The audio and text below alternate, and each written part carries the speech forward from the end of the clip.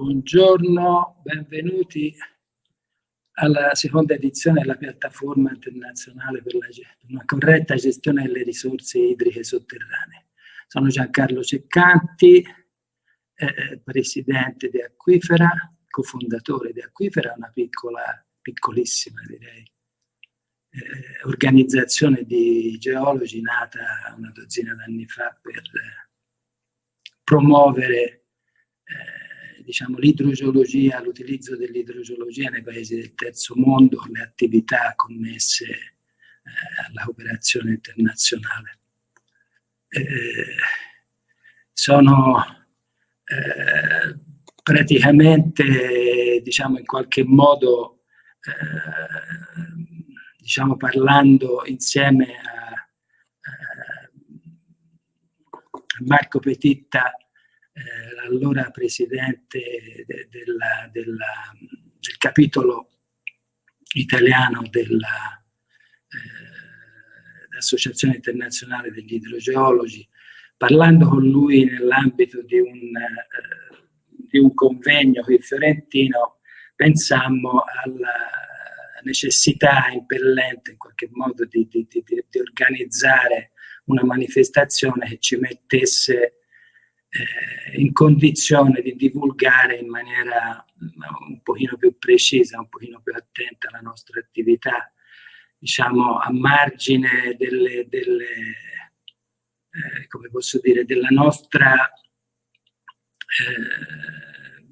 nostri interventi di allora, no? Durante le solite lamentazioni che si fanno fra colleghi, c'è sempre le stesse rimostranze che riguardano, no? la scarsa considerazione in cui si tiene la nostra professione, la scarsa attenzione rivolta dal paese tutto, se si vuole, no? All'idrogeologia, alla geologia in generale. Decidemmo di provare un po' anche a tentare una strada di maggiore divulgazione e penetrazione nell'ambito della società civile, in maniera da farci conoscere, in maniera da promuoverci e far capire, no, in maniera un pochino più precisa quali effettivamente sono le problematiche vere da affrontare. Abbiamo detto proviamo, era il 2014, siamo partiti così un po' piano piano, ma con una certa convinzione, ma insomma le cose non entravano. Ci sono voluti 3 anni e anche la contingenza di certi, come posso dire, certe situazioni un po' particolari a livello stagionale. Era l'estate del 2017, c'era ci furono una primavera e estate particolarmente asciutte, siccitose, e le prime pagine dei giornali passavano fotografie inquietanti, no? di alve in secca dei nostri fiumi. Il lago di Bracciano stava calando di livello e ci sarebbe stato addirittura il rischio che Roma fosse rimasta all'asciutto, no? Si parlava addirittura di togliere l'acqua a Roma, la capitale d'Italia. Il sud della Toscana era piena di incendi. Io mi trovavo per l'appunto in quel luglio nell'assessorato della Regione Toscana a proporre, no, questa nostra iniziativa, e trovai praticamente tutte le porte aperte in queste condizioni. Si resero conto che poi alla fine la nostra poteva essere un'iniziativa di spessore che in qualche modo, no, avrebbe aiutato a comprendere anche certi avvenimenti, certe situazioni, no?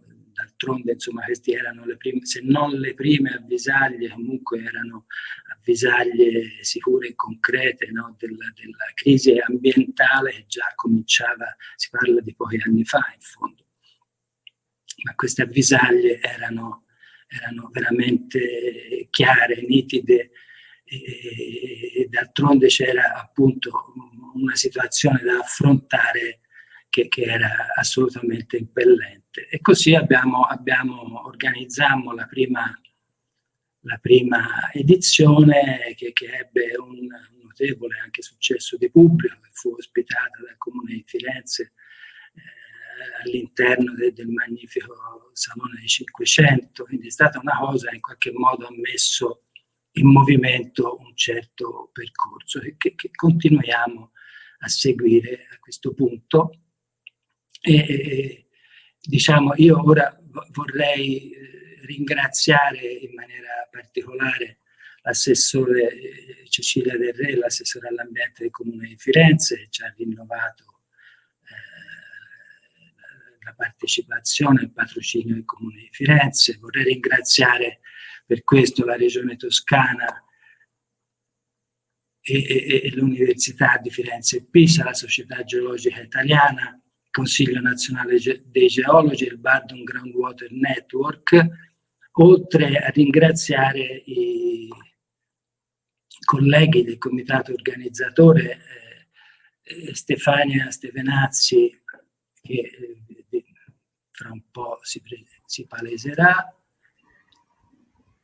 Viviana Re del Dipartimento di Scienze, Stefania è del Dipartimento di Scienze della Terra dell'Università di Milano, poi Viviana Re del Dipartimento di Scienze dell'Università di Pisa e Giulio Castelli del Dipartimento di Scienze e Tecnologie Agrarie dell'Università di Firenze, che parteciperanno alla sessione, modereranno la sessione pomeridiana. A questo punto dovrebbe essere in collegamento la presidentessa del capitolo italiano dell'Associazione Internazionale degli Idrogeologi, la professoressa Daniela Ducci, a cui io lascio la parola. Non so se Stefania prima aveva delle comunicazioni, sì. Forse. Buongiorno a tutti, ricordo a voi che state partecipando appunto seguendoci su YouTube e su Facebook, che potete commentare, fare domande tramite la chat, poi noi leggeremo le vostre domande ai relatori di volta in volta. Lascio la parola alla professoressa Daniela Ducci e vi ringrazio. Buongiorno, allora innanzitutto mi presento per coloro che non mi conoscessero. Io sono Daniela Ducci, sono un'idrogeologa, sono docente all'Università Federico II di Napoli e dal 2017 ho l'onore di essere la presidente della sezione italiana dell'IAH. L'IAH sarebbe l'Associazione Internazionale Idrogeologi che nel mondo conta circa 4.000 iscritti, più di 4.000 iscritti, ed è stata fondata nel 1956. Ma cos'è l'IAH? L'IAH è un'associazione il cui scopo è proprio la promozione dell'uso sostenibile e la protezione delle risorse idriche sotterranee, spingendo particolarmente affinché venga approfondito il grado di conoscenza sulle tematiche idrogeologiche. Il fine ultimo di tutto ciò è garantire l'accesso all'acqua potabile in tutto il mondo. E secondo me questa frase è proprio lo spirito con cui oggi ci ritroviamo qui insieme. Ma veniamo un attimo a noi, che cos'è la sezione italiana? La sezione italiana non è così piccola perché noi contiamo quasi 200 iscritti e siamo attivi da decenni e siamo, diciamo, un'associazione in cui coesiste sia un animo accademico, ma una buona metà è anche, diciamo, un componente di tipo professionale, quindi diciamo che lavoriamo a tutto tondo sull'idrogeologia in Italia. Noi tentiamo di promuovere iniziative sulle risorse idriche sotterranee sia in ambito tecnico-scientifico, ma anche in ambito comunicativo, divulgativo. Organizziamo workshop come quello di oggi, per esempio, incontri, manifestazioni. Ogni 2 anni noi abbiamo un convegno, FlowPath, che è appunto un convegno specifico tecnico sulle risorse idriche sotterranee. L'ultimo si è tenuto a Milano e aveva circa 200 iscritti. E il prossimo si dovrebbe, speriamo tutti noi, tenere a giugno 2021 a Napoli uno dei temi importanti è proprio quello della sostenibilità dell'uso delle risorse idriche. Prima ricordava Giancarlo che esattamente 2 anni fa, il 10 dicembre 2018, come oggi, giornata dei diritti umani, abbiamo tenuto nella splendida cornice della Sala dei 500 di Palazzo Vecchio a Firenze questo primo workshop. Questo primo workshop organizzato appunto da IACCA con Acquifera. Acquifera, come diceva prima Giancarlo, è appunto ha come scopo primario proprio quello di portare l'acqua nei paesi in cui siano presenti delle problematiche legate alla mancanza o alla scarsità di acqua. Alla fine della giornata di Firenze si è usciti con un documento. Il documento è la piattaforma internazionale che praticamente per una corretta gestione delle risorse idriche sotterranee. Ma soprattutto in questa piattaforma lo scopo principale era quello di un trasferimento di conoscenze, delle esperienze avutosi in Toscana, perché appunto siamo partiti da Firenze e andavamo esperienze anche italiane verso quei paesi dove gli effetti della siccità e dei cambiamenti climatici sono più marcati per condizioni climatiche soprattutto. Pensiamo un attimo per esempio che in posti in cui fa molto caldo le condizioni evaporative portano ad una mancata ricarica delle acque sotterranee.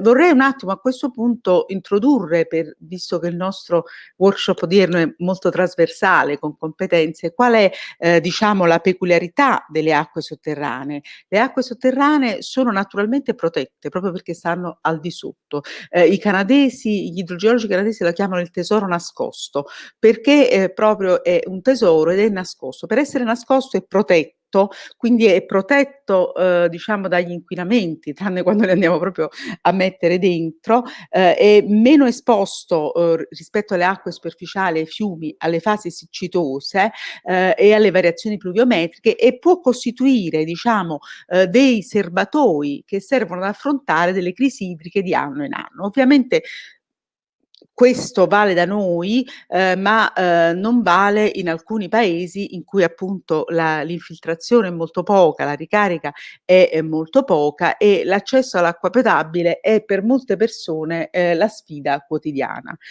In Italia oggi vedete che nel titolo della giornata odierna si parla anche di migrazioni. In Italia si parla spesso di migranti, i migranti che lasciano i loro paesi e vengono in Italia e in Europa in generale principalmente per 2 motivi: una carenza di cibo, di risorse appunto, ma soprattutto una carenza di acqua. E poi per le guerre, ma molti conflitti, molte guerre derivano dalla gestione delle acque proprio, soprattutto laddove queste acque sono acque transfrontaliere tra varie regioni. Si pensi per esempio alla guerra del Darfur, si pensi ad alcune situazioni in Mali per esempio, dove ci sono anche situazioni di desertificazioni molto profonde, si pensi ad alcune zone anche dell'America Latina. Quindi diciamo che noi siamo l'acqua è un elemento chiave e la piattaforma che noi l'altra volta abbiamo stilato costituisce diciamo un punto di partenza chiave per l'utilizzazione corretta della risorsa idrica sotterranea.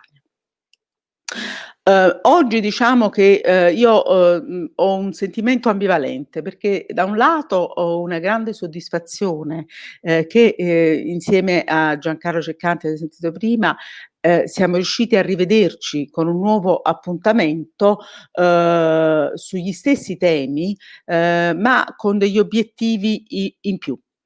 Con degli obiettivi in più perché diciamo che oltre alla piattaforma vorremmo creare un forum di discussione che riguarda tematiche sia idrogeologiche ma anche di cooperazione, integrando diciamo soggetti di natura diversa. Vedete che le persone che parleranno, che mi seguiranno sono diciamo non soltanto dei tecnici. E poi vorremmo rivolgersi alle associazioni non governative, alle amministrazioni pubbliche per affrontare le problematiche delle risorse idriche sotterranee. evidenziandone le criticità in alcune aree, ma anche le opportunità che questo tipo di risorse possono offrire rispetto ad altre.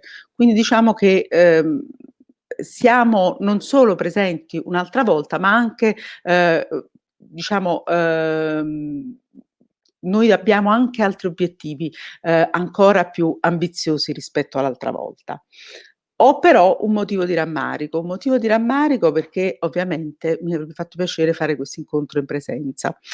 Purtroppo questo non c'è dato per motivi ben più importanti, parvaresse il nostro workshop rispetto a quello che sta passando il nostro paese e il mondo intero, però ovviamente in presenza sarebbe stato diverso. Voglio ricordare soltanto una cosa, che l'altra volta a Firenze c'erano molti giovani, c'erano i licei, c'erano dei licei fiorentini e anche dei licei della provincia di Firenze. Questo è molto importante perché? Perché praticamente i giovani devono crescere con la cultura dell'acqua, la cultura della sostenibilità ambientale, la cultura della cooperazione con chi è più svantaggiato, perché la cooperazione con chi è più svantaggiato avvantaggia loro, ma avvantaggia anche noi, e questo è un qualcosa che secondo me per i giovani è molto importante. Ripeto le parole di Giancarlo nel voglio ringraziare appunto coloro che ci hanno patrocinato, il Comune di Firenze, la Regione di Toscana, le Università di Firenze e Pisa, la Società Geologica Italiana, il Consiglio Nazionale dei Geologi, l'ECHN, l'Early Career dell'IAH che tanto ha fatto per noi e per l'organizzazione di questo workshop. Voglio ringraziare l'EH Bardon Goldwater Network, qui rappresentato da Viviana Re, che è stata veramente l'anima nell'organizzazione di questo convegno. Però voglio ringraziare tutto il comitato organizzatore, quindi oltre a Giancarlo che si è presentato da solo, oltre a Viviana che già un riconoscimento speciale va a Stefania Stevenazzi che ha veramente fatto di tutto per organizzare questo convegno, e la cosa bella è stato che ha curato i dettagli minimi senza però mai tralasciare gli obiettivi principali, e questo non è da poco. E Giulio Castelli anche voglio ringraziare, dell'università. Ora mi faccio da parte anche perché nella giornata di oggi ci sono speaker di livello altissimo a cui non bisogna sottrarre tempo. Dacia Maraini non mi permetto proprio di presentarla perché ovviamente è un nome che si presenta da solo e che siamo onorati tutti di avere qui, ma ci sarà anche il professor Casagli dell'Università di Firenze, nonché presidente dell'Istituto Nazionale di Oceanografia e Geofisica Sperimentale di Trieste, che è stato indicato come uno dalla rivista PLAS Biology come uno degli scienziati più influenti nel 2019 nel mondo, quindi un personaggio di tutto livello. E poi anche ricordo, mi scusino gli altri, ricordo soltanto alcuni, Michela Miletto nel pomeriggio, che è la vice coordinatrice e vice direttrice del segretariato del World Water Assessment Program dell'UNESCO. Adesso con molto piacere passo la parola all'altro intervento introduttivo, che è quello dell'assessora Cecilia Del Re. Vi ringrazio e a dopo. Grazie mille a Daniela Ducci. Ora appunto passiamo la parola all'assessora all'urbanistica e ambiente della città di Firenze, Cecilia Del Re. Grazie. Salve, buongiorno a tutti, bentrovati. Con piacere ho aderito e raccolto questo invito per portare i saluti dell'amministrazione comunale fiorentina che rappresento all'interno quindi di questa seconda edizione di una iniziativa che vuol mettere luce su appunto un bene fondamentale quale quello dell'acqua, e su un tema che è cruciale per il futuro dei nostri territori, del mondo intero, quale quello dei cambiamenti climatici. L'acqua è una risorsa fondamentale per garantire la vita di ognuno di noi, e però purtroppo l'acqua ha un valore ben diverso a seconda di dove abbiamo appunto avuto la fortuna di nascere e di dove poi si sviluppa la nostra vita. Nel mondo occidentale viviamo la grande contraddizione per la quale l'acqua potabile la diamo talvolta troppo per scontata, mentre l'acqua delle precipitazioni è spesso associata a disastri. La nostra quotidianità ci porta quindi a fare enormi sprechi di acqua, e su questo come amministrazione comunale, anche insieme al nostro gestore, siamo impegnati con campagne di comunicazione per sensibilizzare appunto i cittadini, l'industria, contro sprechi di questa risorsa, che non è una risorsa infinita, e quindi spesso si ignora appunto che la loro quantità e qualità è legata a diversi fattori, fra i quali il cambiamento climatico, l'uso del suolo, la conformazione geologica, che appunto portano a far sì che questa risorsa non sia una risorsa infinita nel tempo. I cambiamenti climatici in particolar modo rischiano di far avanzare molto velocemente la desertificazione a livello mondiale, quindi a far aumentare sempre di più la carenza di acqua in molti territori, anche nel territorio italiano. Tant'è vero che anche come amministrazione comunale siamo impegnati con alcuni progetti europei per cercare di razionalizzare l'uso dell'acqua anche nella fase di irrigazione delle nuove alberature che siamo impegnati a mettere a dimora proprio come azione di contrasto ai cambiamenti climatici. Questo è un tema molto importante da affrontare, quello della forestazione urbana, che è oggetto anche appunto di progetti europei, e quindi su questo per fortuna la sensibilità oggi delle varie amministrazioni, non solo appunto locali ma nazionali, è elevata e continua ad essere elevata anche durante questa pandemia. Però ecco, su questo tema occorre poi ragionare e avere una visione a più lungo periodo, perché non basta solo mettere a dimora nuovi alberi come azione di contrasto nella lotta ai cambiamenti climatici, ma occorre poi anche prendersene cura con quindi degli impianti di irrigazione che saranno sempre più necessari, e che quindi per questo dobbiamo essere impegnati però anche in un'ottica proprio di sostenibilità ambientale nella realizzazione di quegli obiettivi dell'Agenda 2030, a fare un uso razionale di questa risorsa. E quindi su Firenze, vi dicevo, grazie a un progetto europeo abbiamo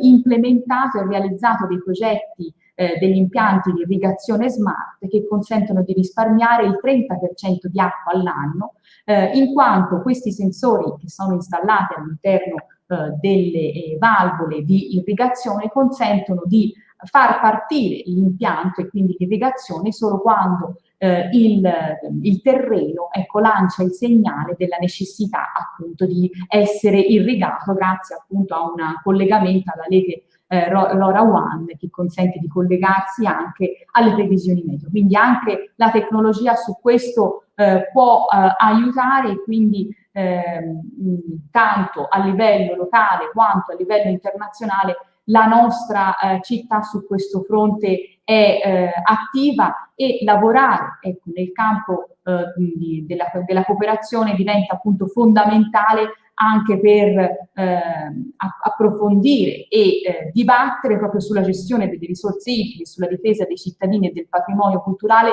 dalle alluvioni, così come è stato fatto proprio a Firenze durante la conferenza Unity in Diversity, che si è svolta sulla scia dei colloqui mediterranei che il sindaco La Pira volle avviare negli anni 50, e che ha visto nell'edizione 2016 sindaci di tutto il mondo discutere proprio di resilienza, rischio idrogeologico e sfruttamento delle risorse idriche. Quel convegno che poi ha portato proprio alla sottoscrizione della Carta di Firenze, che lega istituzioni, cittadini e comunità scientifica intorno a un progetto dedicato proprio a creare una serie di appuntamenti di approfondimento culturale su temi così importanti proprio per la sostenibilità e la sopravvivenza del nostro mondo e del nostro pianeta. Auguro a tutti un buon lavoro, e vi ringrazio ancora per il contributo che date a questo tema così importante. Grazie.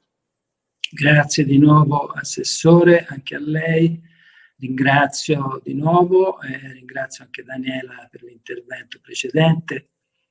In questa edizione abbiamo voluto fare un focus sulla situazione particolare che vissuta dalle donne in tutti i paesi diciamo svantaggiati del mondo, in particolare in Africa. da quando ho cominciato la mia attività in Africa con Acquifera, una cosa che mi è veramente rimasta impresso sin dalle prime missioni fatte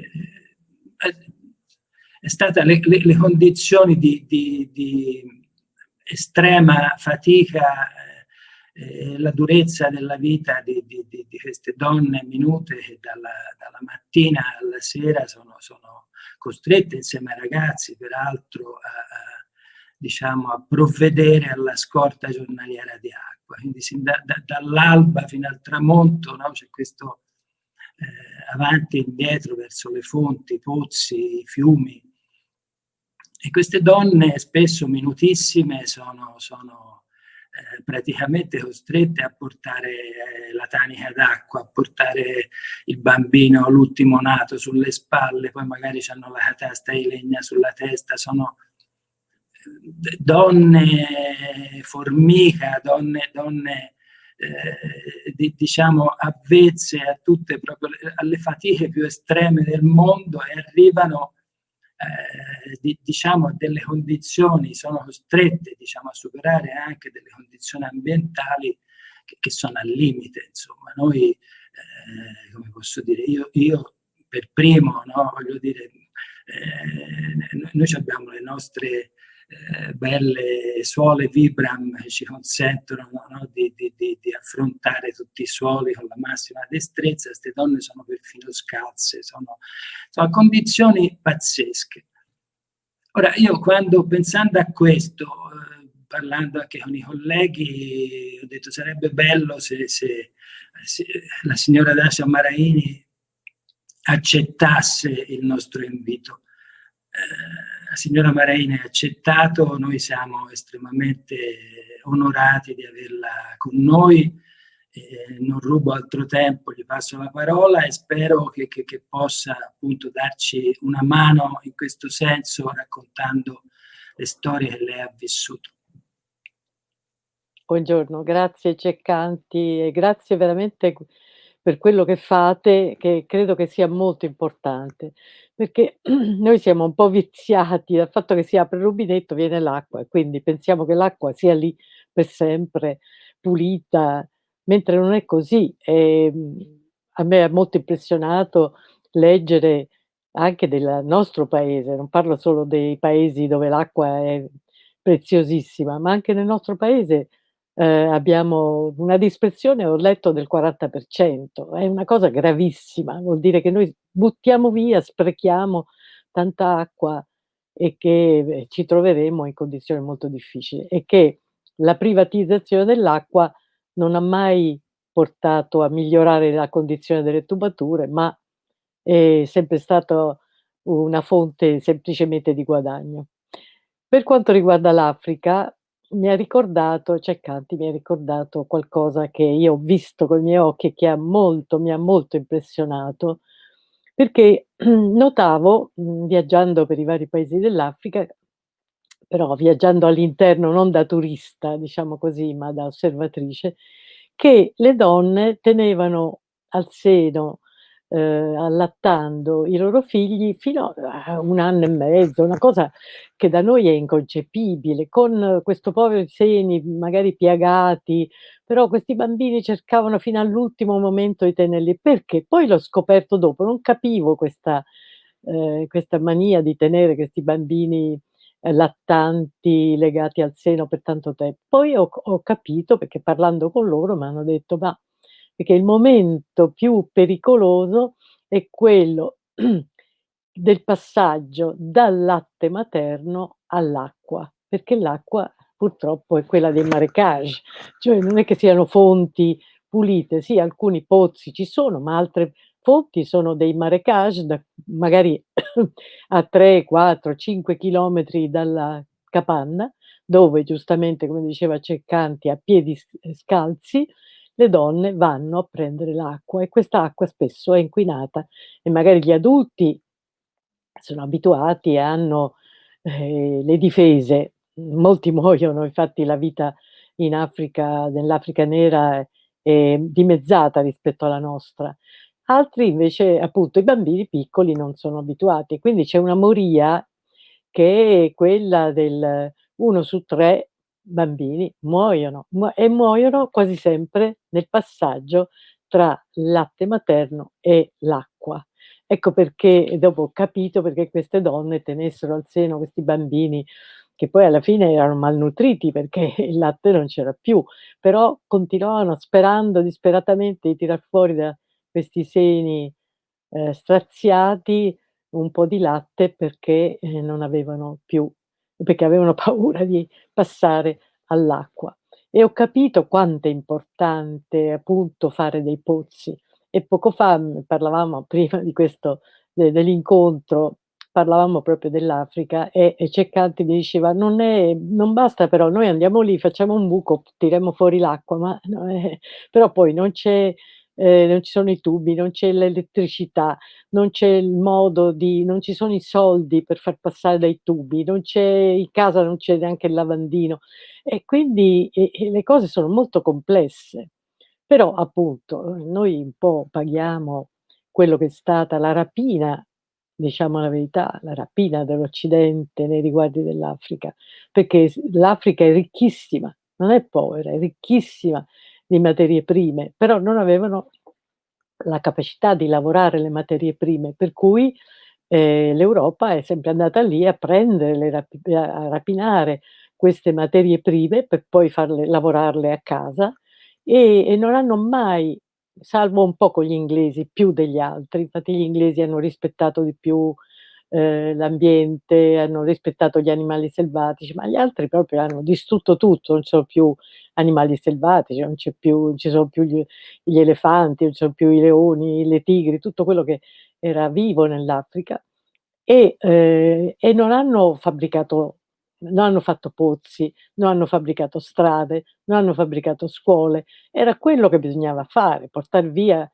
capisco, tirar fuori l'oro, il plutonio, non so, insomma varie ricchezze, ma il caucciù e tutte quelle cose che son state tirate fuori dall'Africa e i diamanti, eccetera, ma dovevano perlomeno dare qualcosa, cioè i pozzi, per esempio, l'acqua, un sistema idrico funzionante, invece non l'hanno mai fatto. Questo noi lo stiamo pagando adesso. E quando si dice: "Ma perché vengono qui?" Vengono qui perché lì c'è il deserto, c'è la distruzione, non c'è niente, non c'è come vivere. Ecco perché, noi dobbiamo però con razionalità affrontare questa situazione. Comunque io vi ringrazio ancora per quello che fate, perché è molto importante e credo che l'acqua sia fondamentale per il futuro, per la nostra sopravvivenza in questo pianeta molto maltrattato e vi auguro veramente di coinvolgere di più questo nostro paese distratto, viziato e poco attento alle questioni fondamentali della vita. Grazie. Grazie a lei signora. Io può trattenersi un altro po' con noi, le vorrei fare una domanda. Volevo porle questa questione. Noi sembra diciamo, siamo affetti da una sorta di cecità globale, nel senso, poi noi geologi passiamo quasi sempre per Cassandre, no? Andando a dire cose che, voglio dire, facendo un po' la storia a ritroso, voglio dire, dal club di Roma ad oggi, ma forse anche prima, insomma, senza contare, cioè, molte persone, forse più informate o semplicemente più visionarie, avevano avuto, no? Ripeto, dagli anni 50-60 si capiva che il mondo sarebbe andato prima o poi a sbattere, al di là delle analisi più o meno giuste, Certo. no? Sugli idrocarburi, eccetera, eccetera, eccetera. Però di fatto, voglio dire, poi queste cose sono andate esattamente come queste persone avevano avuto la capacità di vedere. E diciamo a livello pubblico, insomma, popolare, non so come dire, si rimuove sempre, no? Appunto si parlava prima La scuola. di entrare a rete della scuola, ma si parlava, voglio dire, le condizioni disastrose, no? Del nostro Appennino, che poi sono dovute proprio a una questione sociale, no? Fondamentale, l'abbandono delle campagne, le nostre montagne, come lei sa benissimo, sono praticamente abbandonate, non ci sta più nessuno. Voglio dire, prima era conseguenziale a ogni tipo di avvenimento, no? C'era l'acquazzone, il vecchio nonno stava a sedere tutto il giorno, dopo l'acquazzone andava a ripulire i fossetti, c'era proprio, si ritorna, no, al discorso delle formiche, si faceva un'attività da formiche sul territorio e c'era un'attenzione spasmodica, che in qualche modo l'Appennino sempre quello era, però un conto è se la regimazione delle acque è controllata, un conto è se tutto, diciamo, alla deriva come ora, no? Oggi si fanno grossi interventi, scavatori, si arriva con le macchine, si cambia la morfologia dei luoghi e poi si va via. Quindi si lascia tutto lì e ci si ritorna quando ci sono state le frane, quando si sono manifestate le erosioni, eccetera, eccetera, eccetera. Dicevo, ma si può fare qualcosa? Noi tentiamo nel nostro piccolo, appunto, no, di intervenire in questo modo, quindi di inserirci nella discussione, di prendere il volante in mano e dire ci siamo, vogliamo parlare di acqua anche noi, che siamo geologi, siamo idrogeologi, vogliamo partecipare al dibattito, quindi apriamo le porte e diciamo venite e parliamone, no?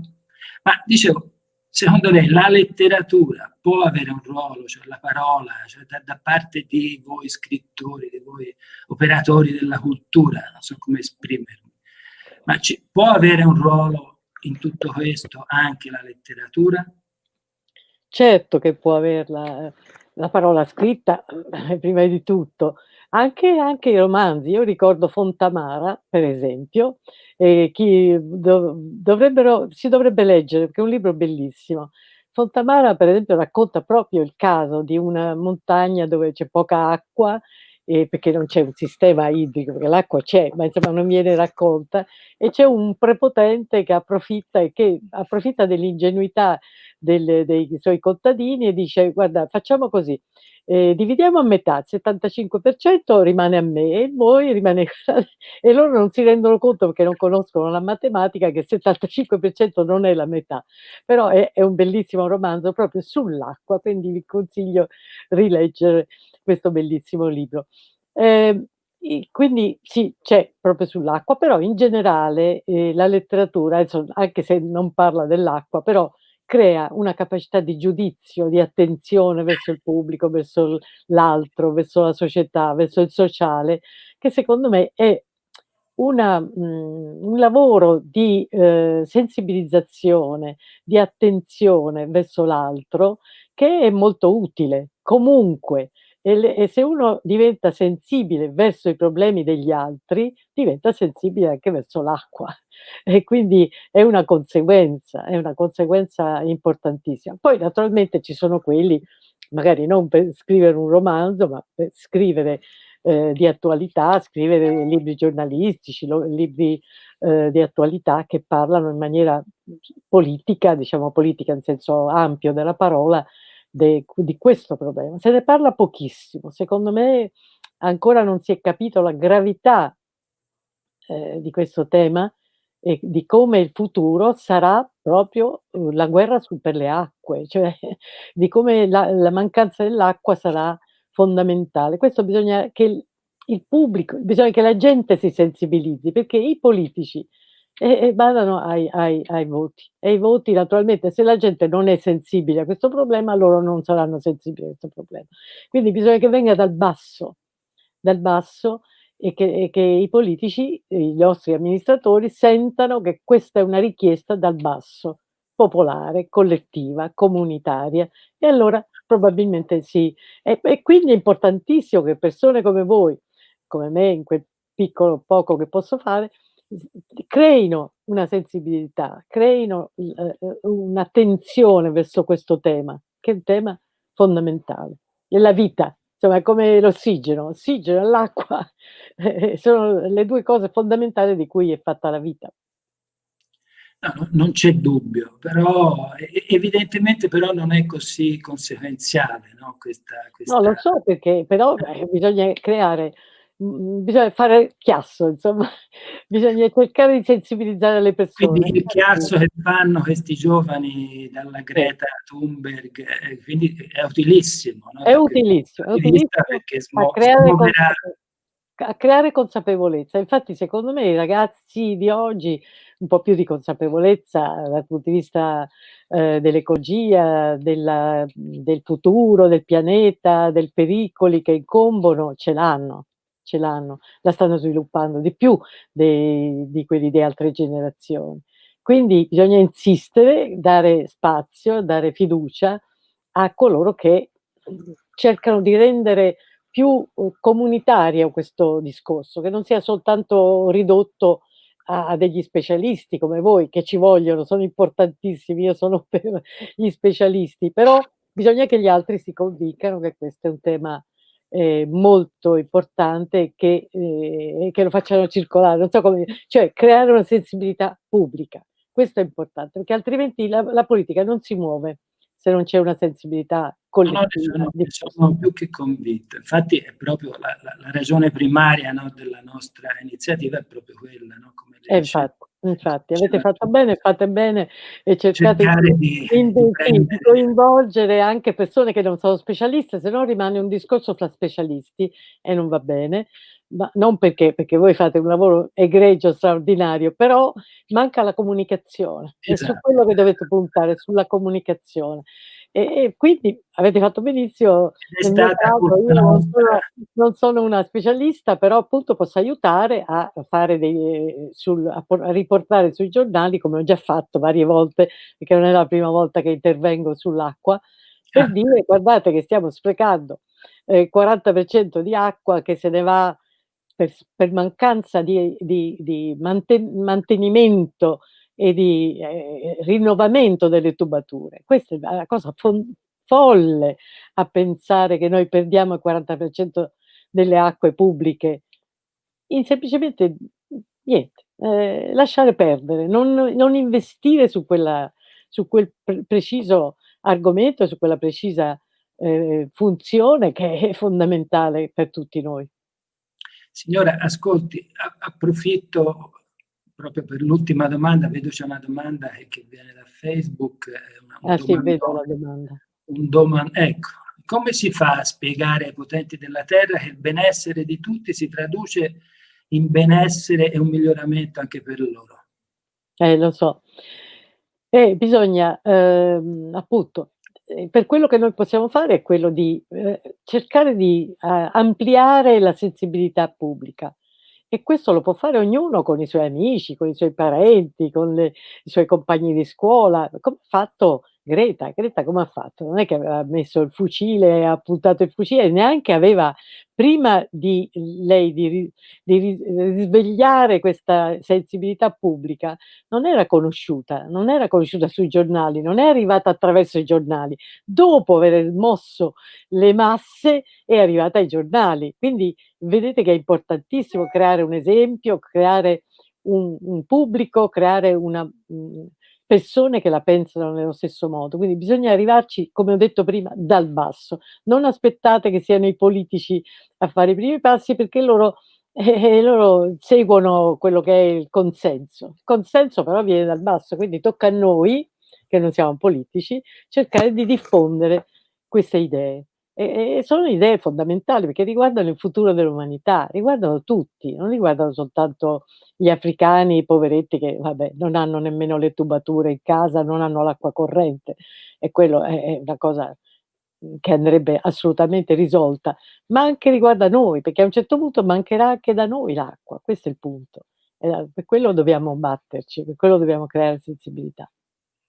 E poi un'altra cosa, no, bisogna rendersi conto che noi come geologi ci occupiamo, vabbè, delle acque superficiali anche, noi diciamo però particolarmente delle acque sotterranee. Le acque sotterranee sono praticamente l'ultima scorta di cui potremo disporre, quindi di cui potrà disporre l'umanità.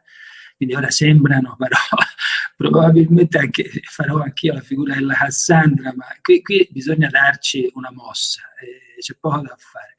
Cioè, pensando a quante sono le capacità ormai a livello tecnologico, noi abbiamo delle sonde oggi, delle velocità d'avanzamento, se non ci sono problemi riescono a fare anche 100 metri di perforazione al giorno, cioè noi si può bucherellare, si sta bucherellando, ci sono migliaia di pozzi, cioè fra abusivi, regolari, cioè è una situazione che va presa, no, sotto controllo, non si può lasciare andare così alla deriva come va. Che poi, voglio dire, le capacità non rigeneranti del nostro sottosuolo, cioè l'acqua si infiltra, viene appunto filtrata naturalmente, quindi i nostri acquiferi sono delle spugne, no, enormi, e poi consentono di riutilizzare l'acqua in tanti modi, come posso dire, utili per la produttività a livello industriale, a livello umano, ma insomma, però bisogna affrontare questi problemi non con idee astruse, no? Con rispetto e con conoscenza. Noi siamo, voglio dire, tecnici che sono in qualche modo preposti a questo e diciamo in qualche modo, se posso usare questo termine, pretendiamo attenzione a questo punto. Ecco, cerchiamo di meritarcela questa attenzione, cerchiamo di fare sempre di più questa attività e di divulgare, specialmente a livello scolastico, perché poi è lì che bisogna puntare, non c'è dubbio dal mio punto di vista. Comunque, signora, non mi sembra ci siano altre domande, quindi la ringrazio. Grazie a voi, grazie a voi infinitamente. Scuso se non posso rimanere con voi più a lungo, vi ascolterei tutto il tempo, ma ho un altro supporto. Ormai sta tutto attraverso i collegamenti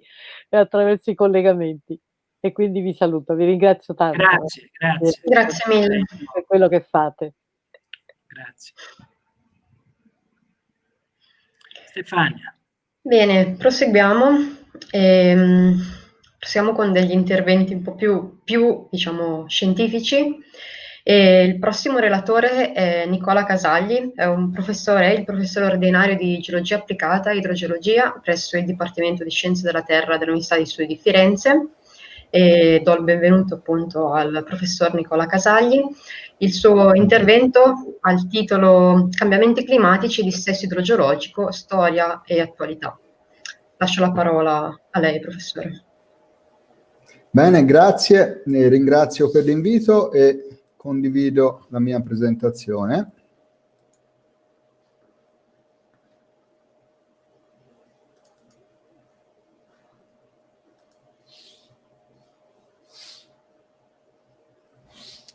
Dovreste vedere la mia presentazione. Tema stimolante, acque sotterranee, cambiamenti climatici, migrazioni. Le acque sotterranee sono viste come risorsa. Io vi presenterò un altro punto di vista, quello di una delle cause del dissesto idrogeologico. Però, come vedrete nella mia presentazione, cercherò di dimostrare che non è tanto colpa delle acque sotterranee, quanto è colpa dell'uso distorto che ne viene fatto, un po' come anche per gli aspetti legati allo sfruttamento delle risorse. Ma iniziamo dalle migrazioni e vediamo un po' di ripercorrere la storia d'Italia, partendo da una migrazione celebre, quella di Annibale. Periodo climatico caldo, Annibale attraversa le Alpi, cosa impensabile in periodi più freddi, e pochi sanno però che l'esercito di Annibale nell'attraversamento delle Alpi al Moncenisio fu decimato da fenomeni di dissesto idrogeologico, perse un terzo del suo esercito e 2000 cavalli a causa di frane e valanghe. Tra l'altro una delle frane principali citata da Polibio è stata localizzata in questa zona, dove adesso è localizzata un'autostrada che ha diversi problemi e non solo Annibale non era a conoscenza di questo dissesto, ma nemmeno chi ha deciso di far passare l'autostrada da lì. Ma meno noto è il passaggio degli Appennini, la seconda catena montuosa italiana di Annibale. Nella successiva primavera Annibale attraversa gli Appennini sui passi sopra Pistoia. Perché passa da lì? Perché tutti gli altri passi erano presidiati dai Romani e dai passi sopra Pistoia nessuno se lo aspettava, perché non c'era Pistoia, non c'era Prato, non c'era Firenze. C'era una grande palude all'epoca e nessuno sospettava che a Annibale gli venisse, per così dire, l'azzardo di compiere tale impresa. Annibale nel 2017 a.C. non solo attraversò la palude, ma riuscì a sopravvivere, seppur con ulteriori forti danni, a una grande alluvione dell'Arno. A maggio di quell'anno rimase bloccato 4 giorni nella palude, prese anche un'infezione e divenne cieco da un occhio. Ma vediamo l'impero, le task force di Augusto. Augusto, finito di regolare i conti con i suoi avversari politici, istituisce a Roma la cosiddetta pace augustea e si mette a cercare di risolvere il problema del rischio idrogeologico delle alluvioni del Tevere a Roma. E fa esattamente come si fa adesso, no? Si sta discutendo in questi giorni in Parlamento della task force per gestire il recovery plan. Augusto fece lo stesso, 700 esperti per risolvere il problema delle alluvioni del Tevere a Roma. È inutile dire che non risolsero proprio niente. Fra le proposte fatte da questa commissione c'era la deviazione degli affluenti del Tevere, la Nera, il Clanis, che era l'antenato della Chiana. Appena si cominciò a parlare di deviazione della Chiana, i fiorentini, che erano appena nati, Firenze fondata dal legionari in pensione di Giulio Cesare, andarono a Roma a protestare e ottennero dal Senato che non se ne facesse niente. Gneo Pisone propose, e fu votato dal Senato, di lasciare tutto inalterato. Ma la deviazione della Chiana fu fatta lo stesso, primo esempio di grande opera completamente abusiva mai approvata dagli organi di governo dell'impero romano. Fu iniziata con Tiberio e poi completata maldestramente da Nerone, che causò l'impaludamento di tutta la Val di Chiana, problema che è rimasto per secoli ed è stato risolto soltanto nel XIX secolo con una grande bonifica. Ma continuiamo con le migrazioni. Una delle migrazioni più curiose è quella dei cimbri, uno slalom senza senso attraverso l'Europa.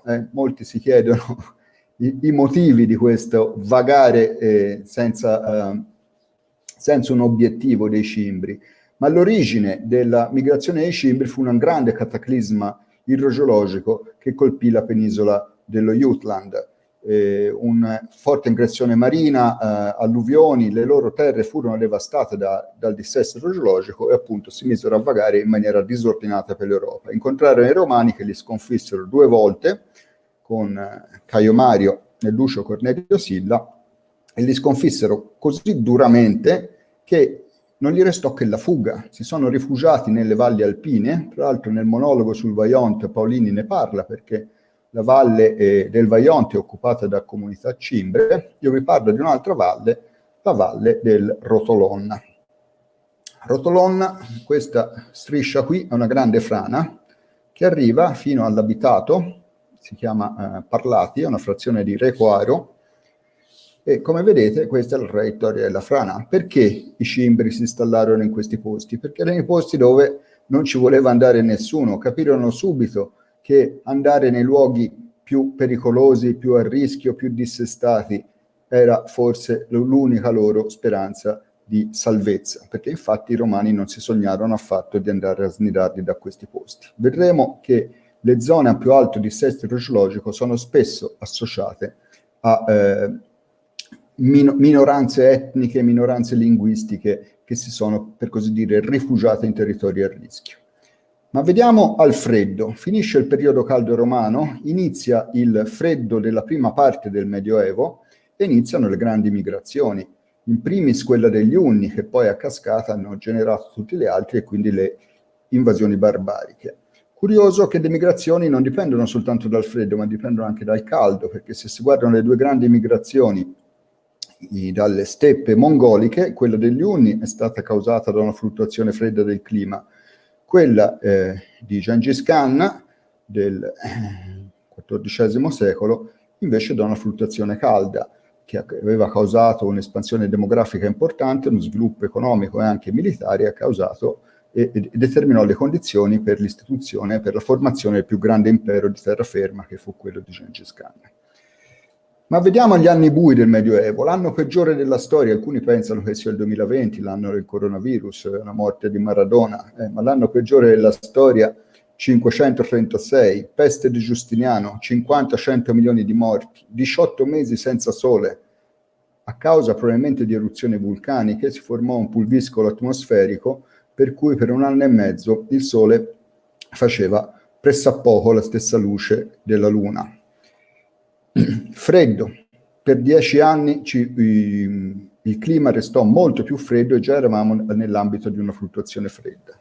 Ma un altro grande cataclisma è noto in quegli anni, il 589 d.C., circa due decenni dopo l'invasione dei Longobardi. Ci fu una grande inondazione in tutto il nord-est, nota nelle cronache che riguardano Verona. Paolo Diacono ne parla nella sua storia dei Longobardi, ma fu un cataclisma impensabile ai giorni d'oggi, cioè modificò completamente l'idrografia della pianura veneta, cioè l'idrografia, l'assetto geografico di quelle zone come lo conosciamo adesso era diverso da come era prima del 589. È stata una modifica geografica, cartografica per così dire. E veniamo invece al risveglio dell'anno 1000, perché l'umanità si risveglia nell'anno 1000, ma soprattutto perché inizia caldo, finisce la fluttuazione fredda e in questo periodo caldo vi voglio parlare di una città estinta in Toscana, Luni, città romana, che nel Medioevo subì un progressivo declino per le incursioni, si dice, da parte dei Saraceni, quindi delle migrazioni, ma soprattutto, penso io, dalle catastrofi naturali, alluvioni, fino a diventare un nudo e vano nome, come la chiama Francesco Petrarca. Questa è la città romana quadrata di Luni e questo è come era la geografia all'epoca, cioè con un grande estuario del fiume Magra, che adesso, vedete in trasparenza, è stato completamente, per così dire, soggetto a sedimentazione e poi a nuove costruzioni. Ma ogni tanto il fiume Magra si ricorda di essere stato un grande fiume. Per 2 volte, fra il 2010 e il 2011, la città di Aulla è stata inondata. Questo è lo stesso supermercato Conad, se non mi ricordo male, inondato da alluvioni pluricentenarie 2 volte consecutive in 2 anni. E questa è Mulazzo a poca distanza, con pesantissimi danni agli edifici intorno al centro abitato storico, centro abitato famoso perché Dante ci soggiornò per un po' di tempo a scrivere la Divina Commedia, in particolare il passo dedicato a Filippo Argenti, che è condannato alla pena di stare sprofondato nel fango. A Dante si deve anche la prima descrizione del fenomeno che in linguaggio giornalistico è chiamato delle bombe d'acqua, proprio sulla Val di Magra, periodo caldo probabilmente simile a quello che stiamo vivendo adesso, con fenomeni del tutto analoghi. Andando avanti e parlando sempre di migrazioni, la grande espansione dell'impero turco nel XIV secolo, ripercussioni sul dissesto idrogeologico in Italia. Come mai? Mi sono occupato di questo paese nel 2005, interessato a una grande frana che aveva sventrato diverse case, come potete vedere in queste foto. Ho imparato lì la storia di Skanderbeg, l'eroe nazionale di Albania, che fece, a causa dell'invasione turca, portò in salvo diversi albanesi ortodossi, quelli che vivevano nella regione prima dell'invasione turca, e che furono ospitati dal re di Aragona e che gli dettero le terre peggiori lungo una faglia sismica. Io mi immagino il re di Aragona: costruite tutti i vostri villaggi lì su questa linea, e lì li hanno costruiti i poveri albanesi. Adesso sono le comunità Arberesh del sud Italia, sono in territori ad altissimo rischio. Quindi non solo le immigrazioni sono causate da variazioni climatiche e dissesti, ma a volte le migrazioni sono causa per insediamenti in zone a rischio di migrazioni e dissesti. Questo villaggio è stato delocalizzato all'inizio del 2011, insomma, in quegli anni lì, ed è uno dei primi esempi di delocalizzazione. Veniamo al grande freddo, poi cerco di andare un po' alle conclusioni. Soprattutto a causa di un periodo di scarsa attività solare fra il XIV e il XIX secolo, si ha un periodo molto freddo. Vi parlo dei dissesti della mia città, a Firenze, 1284, frana di colline a sud di Firenze con 50 case, 20 morti. Leonardo da Vinci viene chiamato a fare una diagnosi e suggerisce di evitare di fare attività estrattive alle basi dei versanti e di evitare particolarmente i versanti a frana poggio meno inclinati del pendio, i consigli di buon senso che qualsiasi geologo moderno darebbe.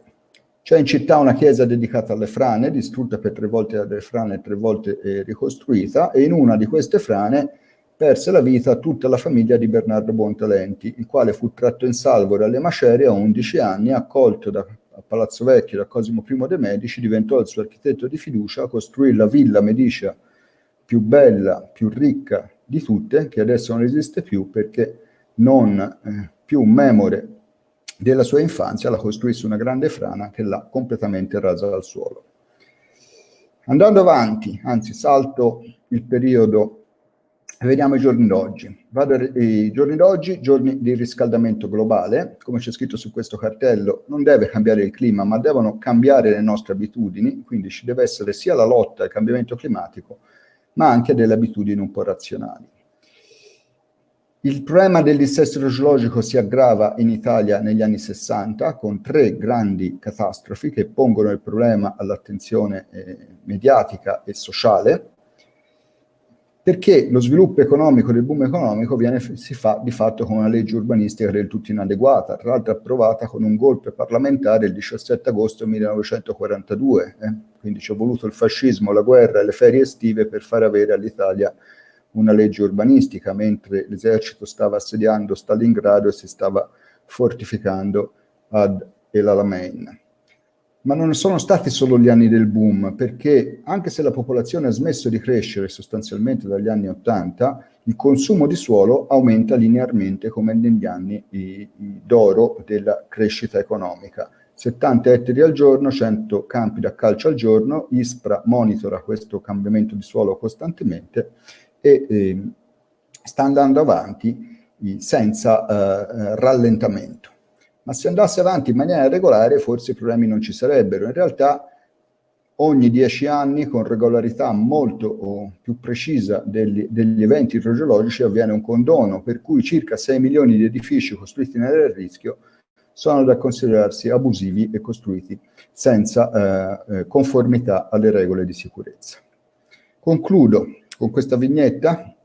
Allora, la vignetta di Cecon, che è relativa agli anni 2010-2011, io la ripropongo tutti gli anni semplicemente cambiando le date.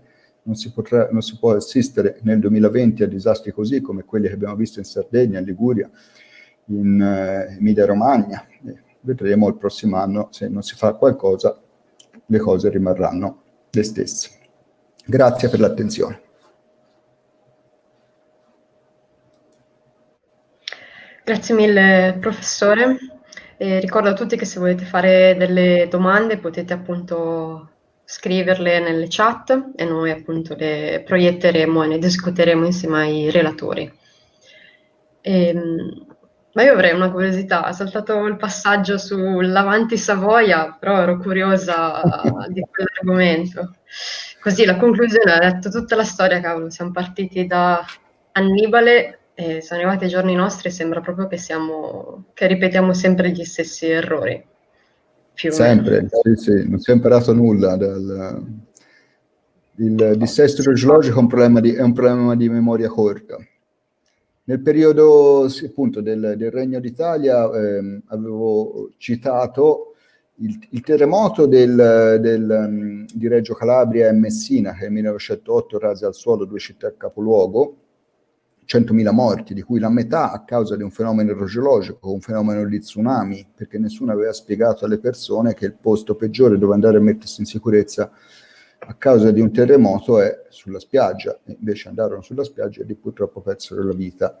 Ma dopo quell'epocale disastro, 100.000 vittime, una cosa impensabile adesso, fu fatto un decreto dal Vittorio Emanuele III, che era appena diventato re d'Italia, per vietare le costruzioni e le ricostruzioni in zone a rischio, che è la cosa razionale da fare. Pochi anni dopo successe in Sicilia, sui Monti Nebrodi, in una comunità che addirittura derivava da Longobardi esiliati sui Monti Nebrodi dagli invasori normanni, che ancora parlano un dialetto longobardo, per così dire. Quindi una comunità isolata, fu devastata da una frana negli anni 20 del Novecento, fu delocalizzata sulla costa, ma poi piano piano, a seguito di ricorsi, non c'erano i TAR all'epoca, ma c'erano i tribunali, si sono, per così dire, riappropriati dei loro case nel villaggio instabile, che nel 2010 è stato di nuovo devastato da un'altra frana. Quindi ricordarsi sempre del passato, la storia d'Italia è incredibile perché tutto è documentato in maniera non paragonabile ad altri paesi, e basterebbe un po' conoscerla per evitare errori.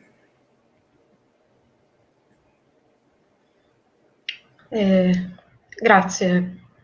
Chiedo se anche Giancarlo ha qualche domanda. Ciao Nicola, buongiorno.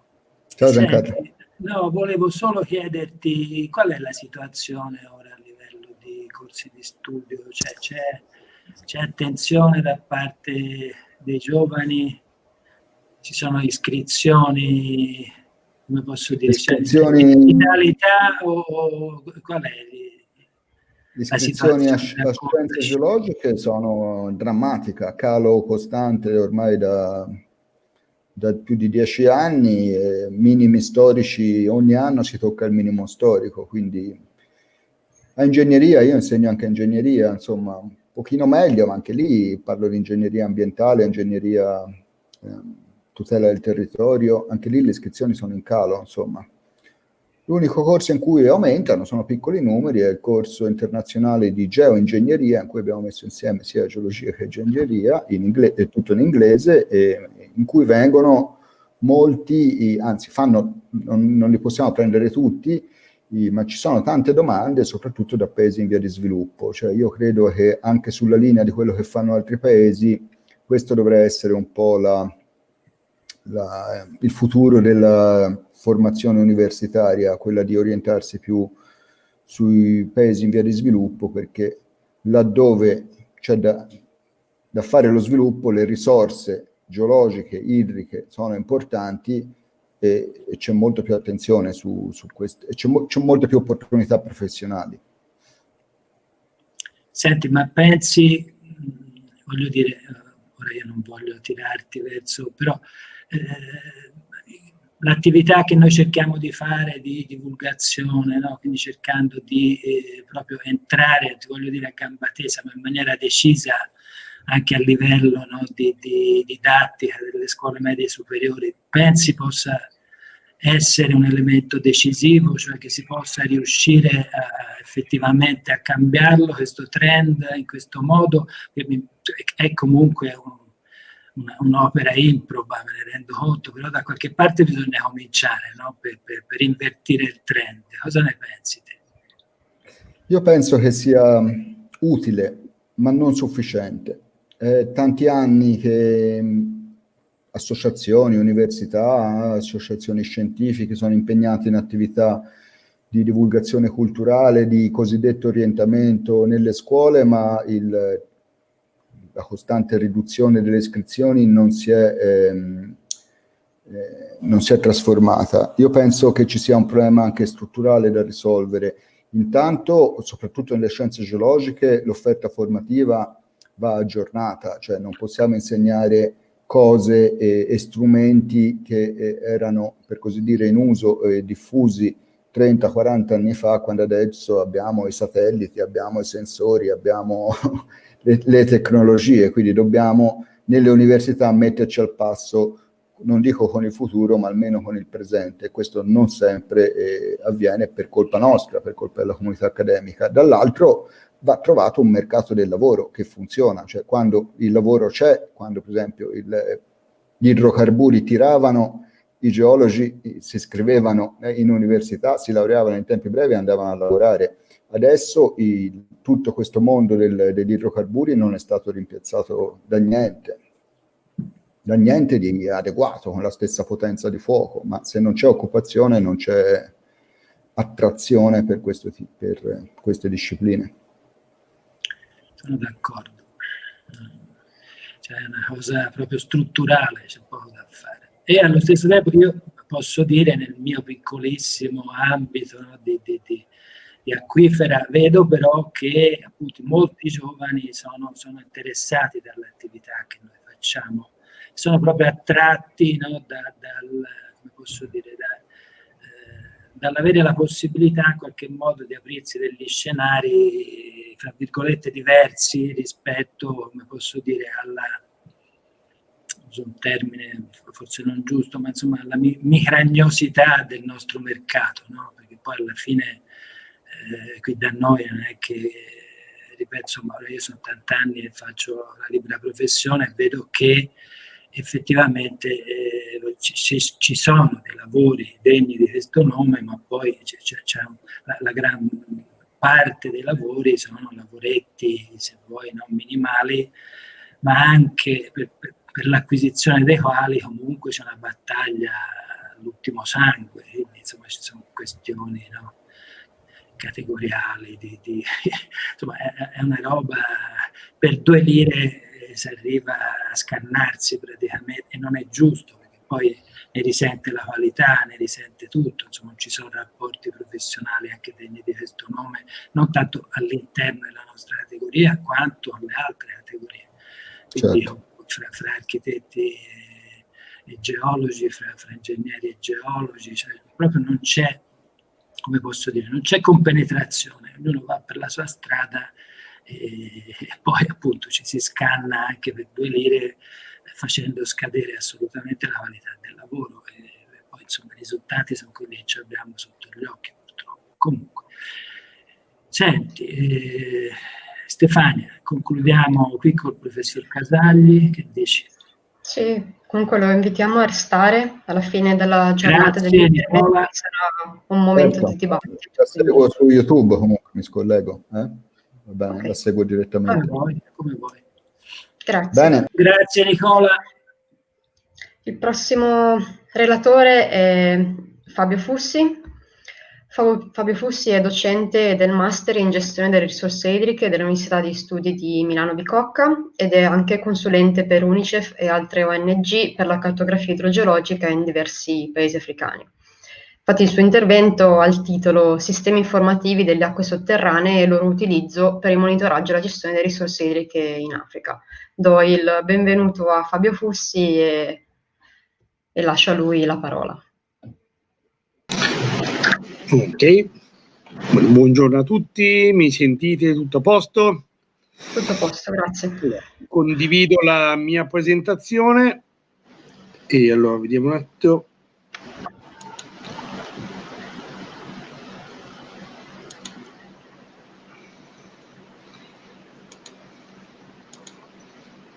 Ok, dovrebbe essere a posto. Si vede bene? Sì. Allora, niente, appunto, la mia presentazione, mi scuso, ma è in inglese perché appunto ci sono alcune tabelle, alcune cose che appunto erano già state prese da altre presentazioni che ho fatto nel mio lavoro con l'UNICEF, comunque la presento in italiana. E appunto il tema della presentazione è i sistemi informativi delle acque sotterranee, l'applicazione per il monitoraggio e la gestione delle acque in Africa. Si riferisce prevalentemente all'Africa, ma non solo, perché ci sono anche esempi, diciamo, alcuni dati da altri paesi.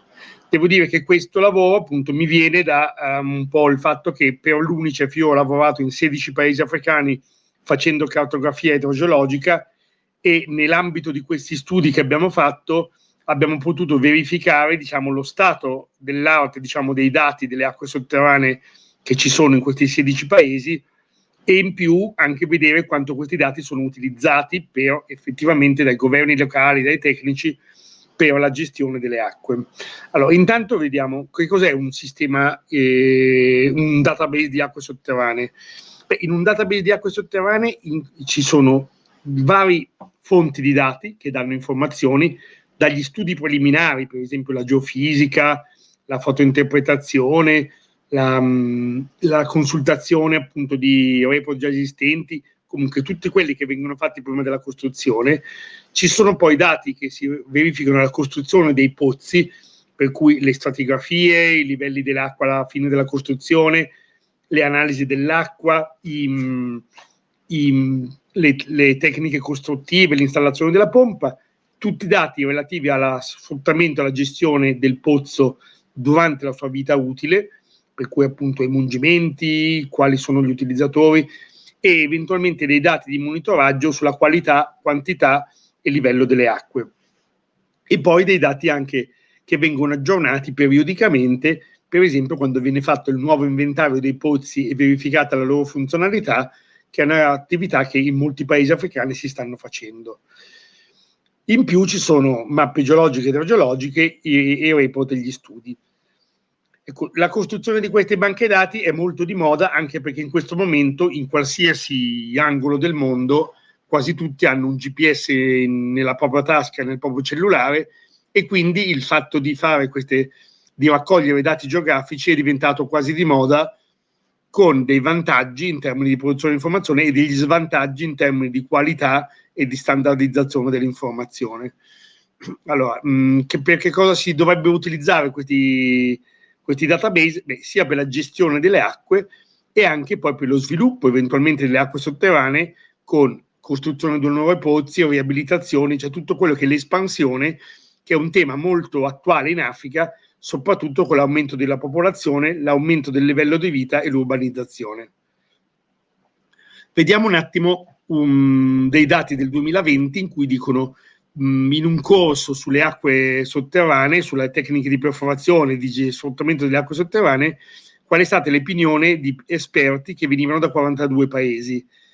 E c'erano praticamente ce n'erano solamente il 16% dei paesi che avevano una banca dati delle acque sotterranee. Se voi vedete la situazione, voi vedete che in gran parte dei paesi che sono stati interpellati, che sono dell'Africa, della penisola arabica e dell'Asia, in gran parte dei paesi non c'era un database delle acque sotterranee, o almeno gli esperti, che erano gli esperti di quei paesi, non avevano conoscenza di un database delle acque sotterranee. Ma oltretutto il discorso è che quando anche questi dati ci sono difficili da accedere e in più non sono né dettagliati e aggiornati, e spesso non sono poi utilizzati dagli idrogeologi locali. Vediamo un attimo però qual era la situazione che ho verificato nel 2012, quando ho fatto gli studi nei primi 12 paesi dell'Africa per l'UNICEF, poi abbiamo continuato fino al 17, e vediamo che in realtà in molti paesi ci sono dei record in vari tipi di tabelle, in vari tipi di banche dati, per moltissimi punti d'acqua. Cioè, guardiamo per esempio la Costa d'Avorio, che aveva 13.000 punti d'acqua inventariati, il Benin, che è un paese piccolo, abbiamo trovato un record per quasi 16.000 punti d'acqua, il Niger per 20.000 punti d'acqua. Quindi in realtà questi dati esistono, cioè esistevano, erano dati comunque frammentati in database parziali e non centralizzati e di cattiva qualità. Ma vediamo un attimo anche però che la gran parte di questi dati si riferisce a boreholes, a pozzi perforati, mentre invece i pozzi che sfruttano gli acquiferi superficiali scavati a mano, che sono comunque una delle principali fonti di acqua sotterranea in Africa, hanno praticamente pochissima presenza nelle banche dati dei pozzi. Praticamente piezometri che permetterebbero il monitoraggio delle acque sotterranee, il livello, non sono quasi presenti in gran parte dei paesi, e soprattutto vediamo che, benché avevamo delle informazioni sul livello dell'acqua, sulla profondità del pozzo, ma tutte le informazioni stratigrafiche che vengono registrate durante la costruzione, praticamente in nessun paese, a parte la Guinea, lo Zambia e il Senegal, erano presenti. Quindi vediamo un attimo per tipo di punto d'acqua che tipo di informazione avevamo. Avevamo, per esempio, per un'informazione abbastanza completa per i pozzi costruiti con mezzi meccanici, quindi pozzi perforati con macchine perforatrici, benché avevamo una parziale presenza di log stratigrafici, ne avevamo pochi. Per i pozzi completati, perforati a mano, che anche in questo caso in Africa sono abbastanza utilizzati in determinati paesi e lo sono sempre di più, specialmente per dare acqua a piccole comunità e a costi limitati. In questo caso avevamo molti meno punti d'acqua, come abbiamo visto in precedenza, però avevamo alcune informazioni, non avevamo quasi mai delle prove di pompaggio, quindi non avevamo la trasmissività e non avevamo delle informazioni sul tipo di acquifero e la stratigrafia. E abbiamo visto che i pozzi perforati a mano, appunto, che ne avevamo molto, cioè i pozzi scavati a mano, avevamo praticamente nessuna informazione se non l'ubicazione e in alcuni casi il livello statico. Quali sono i principali problemi che abbiamo constatato nelle banche dati delle acque sotterranee in Africa? Uno, la frammentazione dei dati, che non sono distribuiti geograficamente in modo omogeneo sul territorio. Vediamo qua per esempio un esempio della banca dati dei pozzi in Niger, dove vediamo che è vero che la popolazione in Niger non è distribuita in modo omogeneo, perché nelle zone nord, che andiamo verso il deserto del Sahara, la popolazione diminuisce. Comunque è evidente come gli inventari dei punti d'acqua sono stati sviluppati soprattutto a sud e esistono delle vaste regioni che praticamente non hanno informazioni.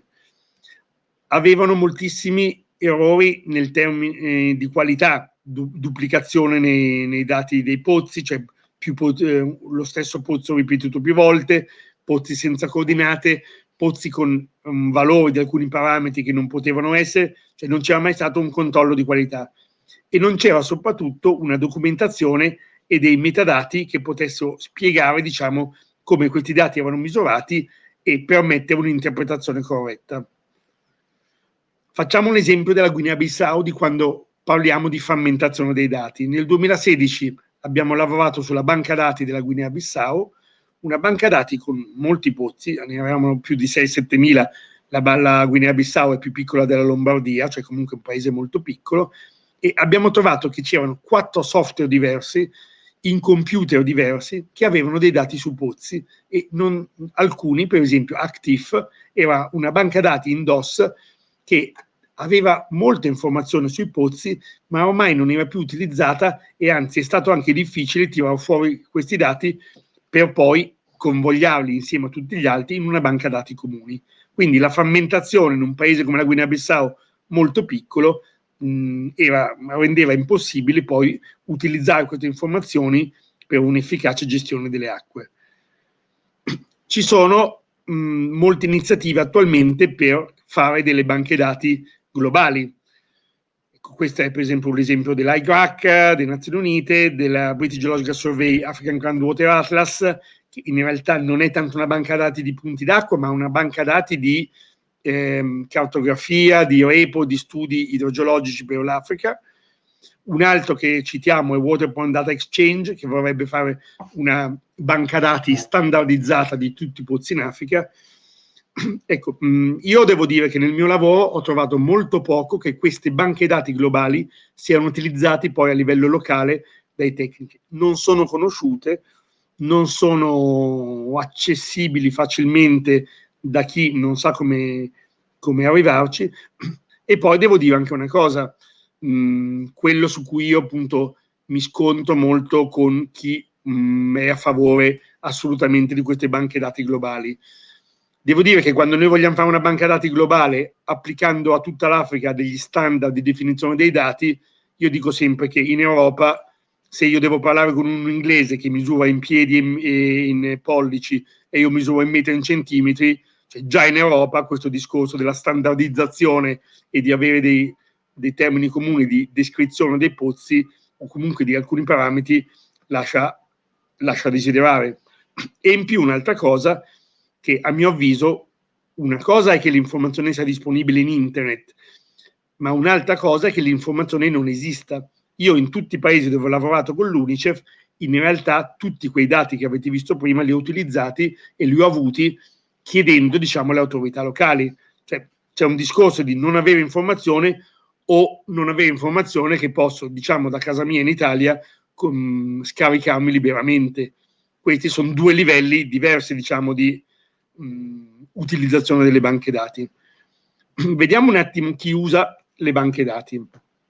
Allora, possiamo avere chi raccoglie dati e li mette nella banca dati, chi dovrebbe gestire le banche dati, quindi fare il controllo di qualità, organizzare le informazioni e recuperare le informazioni, eventualmente per passarle agli analisti dei dati, che sono ricercatori o tecnici, che dovrebbero da un lato fornire queste informazioni ai decisori, ai decision maker, per utilizzare, diciamo, queste informazioni per poi produrre delle direttive, delle strategie di gestione, e dall'altro eventualmente per fare delle ricerche idrogeologiche. Vediamo quale può essere il livello di utilizzazione. Da un lato potrebbe essere una semplice visualizzazione. Questo è un esempio della banca dati che abbiamo costruito in Guinea-Bissau, dove semplicemente visualizziamo con colori diversi il livello statico dell'acqua, quindi qua non c'è nessuna analisi se non una visualizzazione tematica, ma ci può essere anche un'utilizzazione avanzata, diciamo, in cui i dati sono stati elaborati e interpretati. Qua, per esempio, abbiamo calcolato il potenziale per lo sfruttamento con tecniche di perforazione manuali dell'acquifero superficiali, incrociando i dati di livello dell'acqua e di presenza di sabbia nei livelli tra 0 e 20 metri. Quindi questa è già un'elaborazione basata su una banca dati completa che aveva anche i dati stratigrafici. Che cosa succede se noi non utilizziamo informazioni idrogeologiche per prendere le decisioni e per gestirle? Allora, se noi abbiamo poche informazioni in generale idrogeologiche, possiamo portare a un sovrasfruttamento, a una degradazione degli ecosistemi e alla fornitura di acqua non adatta per un uso umano, per esempio in caso di contaminazione. Poi c'è un discorso se non abbiamo delle informazioni corrette riguardo alla costruzione dei pozzi, e quindi questi pozzi tra l'altro vengono costruiti con tecniche non adeguate.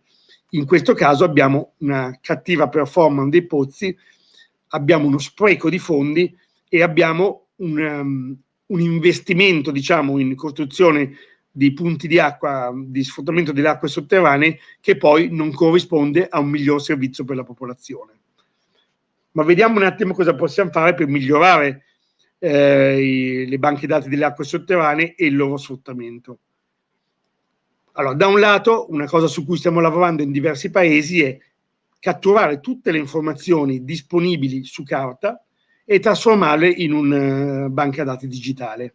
Per esempio, ci sono migliaia e migliaia di stratigrafie in qualsiasi paese africano che vengono poi appunto abbandonate perché sono accumulati in armadi, e quindi anche se non sono pubblicate in internet, ma non sono neanche facilmente accessibili attraverso un file che ti permetta di consultarle. Ecco, questo è un lavoro che abbiamo iniziato in diversi paesi ed è un lavoro che in realtà ha già dato cioè con uno sforzo relativamente limitato ha permesso comunque poi di consultare questi dati che per la pianificazione di nuovi pozzi sono estremamente importanti.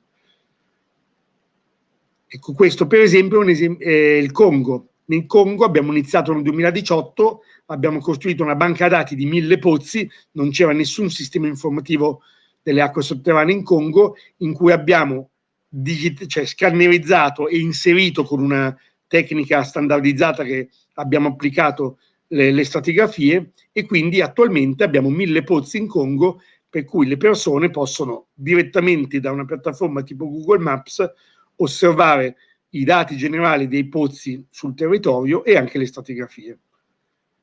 Poi integrare le vecchie informazioni, cioè le informazioni al livello durante la costruzione con le nuove informazioni. Quindi tutti i drilling report, i report dei pump test, tutti i dossier tecnici della costruzione, insieme ai nuovi dati che possono essere raccolti attraverso una mappatura dei punti d'acqua o un monitoraggio dei livelli dell'acqua o della qualità dell'acqua, introdurli in un unico database. Spesso i dati originali non ci sono o sono comunque separati dai dati dei nuovi monitoraggi che vengono fatti. E qua c'è anche un problema di porre attenzione quando facciamo dei nuovi monitoraggi o inventari a recuperare il link con i vecchi dati.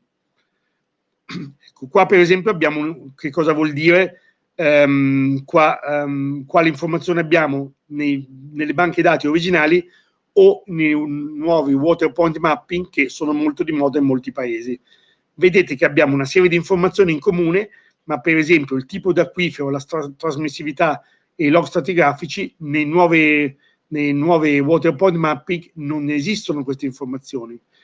Così come nelle banche dati originali non esistono per esempio nessuna informazione sulla funzionalità e l'attuale gestione dei pozzi. Quindi ogni tipo di informazione ha alcuni parametri e la loro integrazione permette effettivamente di avere un'adeguata gestione delle acque sotterranee. Mettere in comune dei tool per l'immagazzinamento dei dati con dei tool per l'analisi dei dati. Questo è l'esempio che abbiamo fatto in Guinea-Bissau, in cui abbiamo utilizzato un tool che è M-Water, molto utilizzato per la mappatura dei punti d'acqua e per l'inserimento dei dati in un nuovo inventario.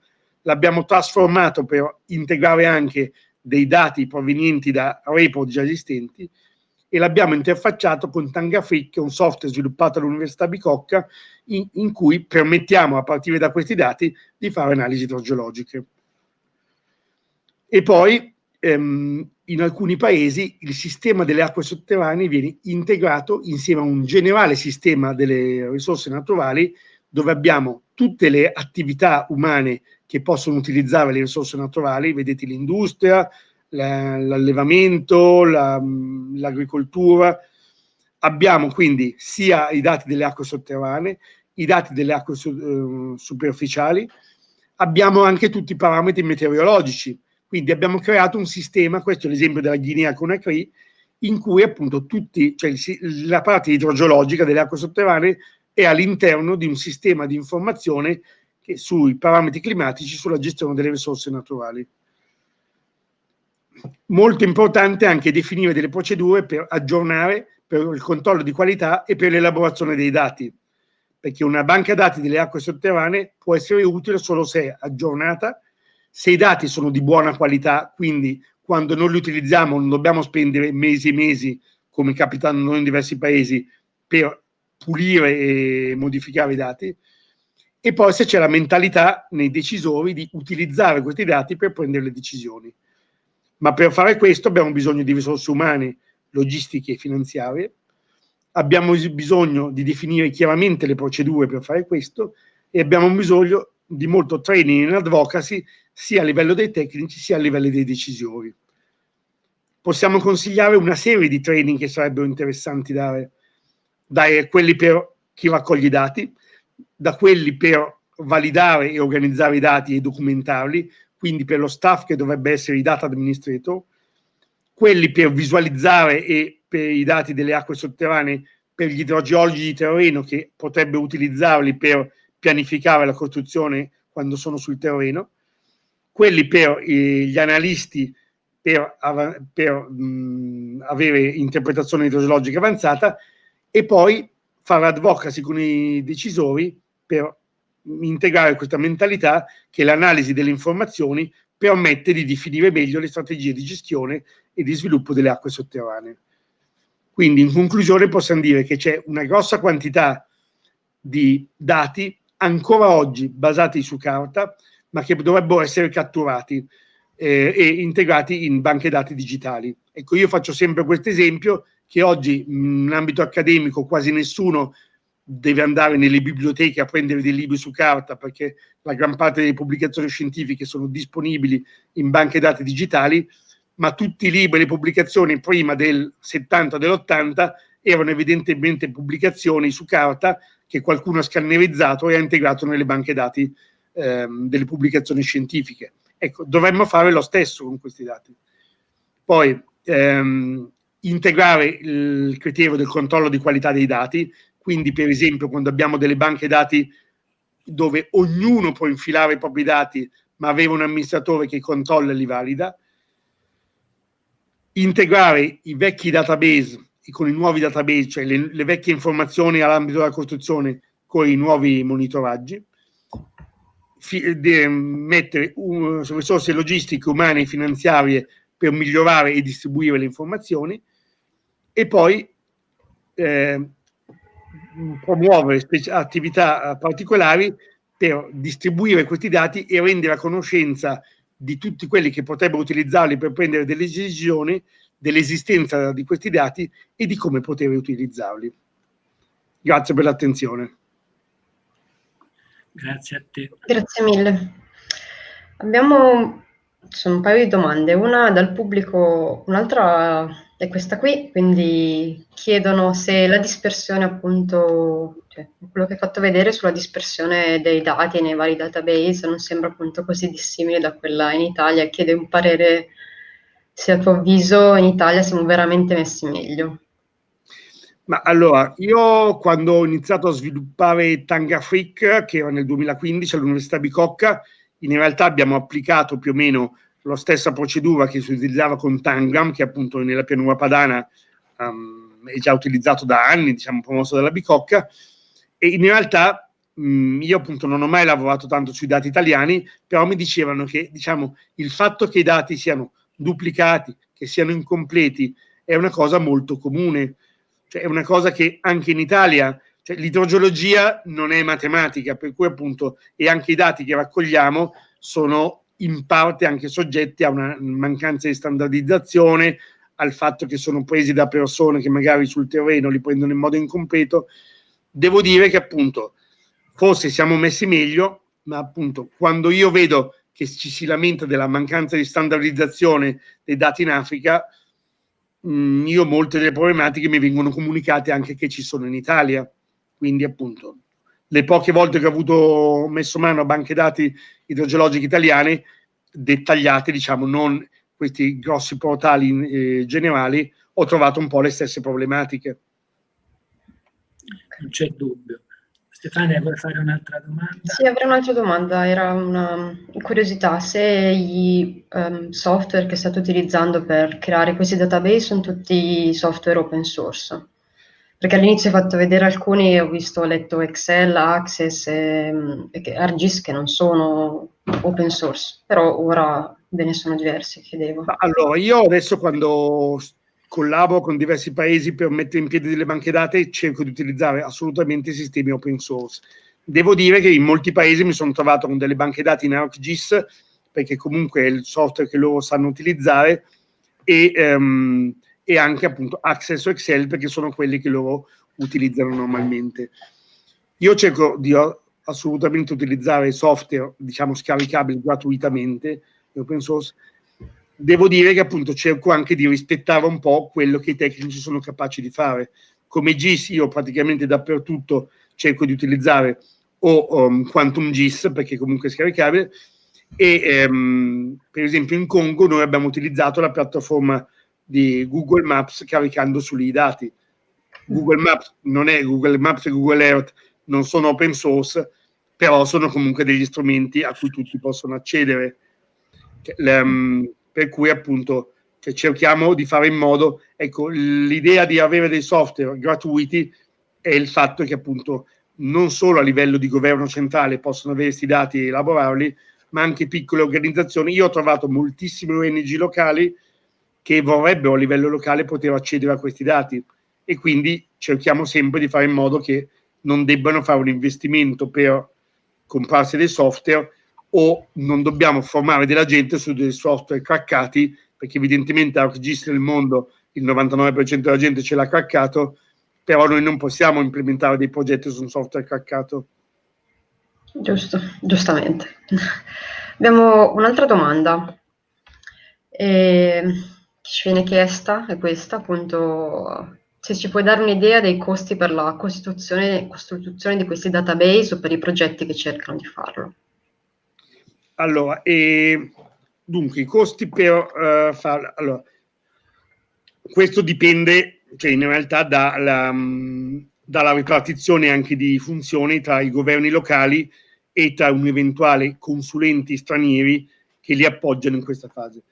Cioè consulenti stranieri o anche consulenti locali. Per esempio, quando abbiamo fatto il lavoro noi in Congo, noi avevamo un coordinatore locale che era quello che localmente, diciamo, cercava di raccogliere, diciamo, chiedere alle varie organizzazioni che avevano questi dati e metterli insieme, e eravamo in due internazionali che lo appoggiavamo per poi costituire la banca dati, documentarla e produrre la cartografia.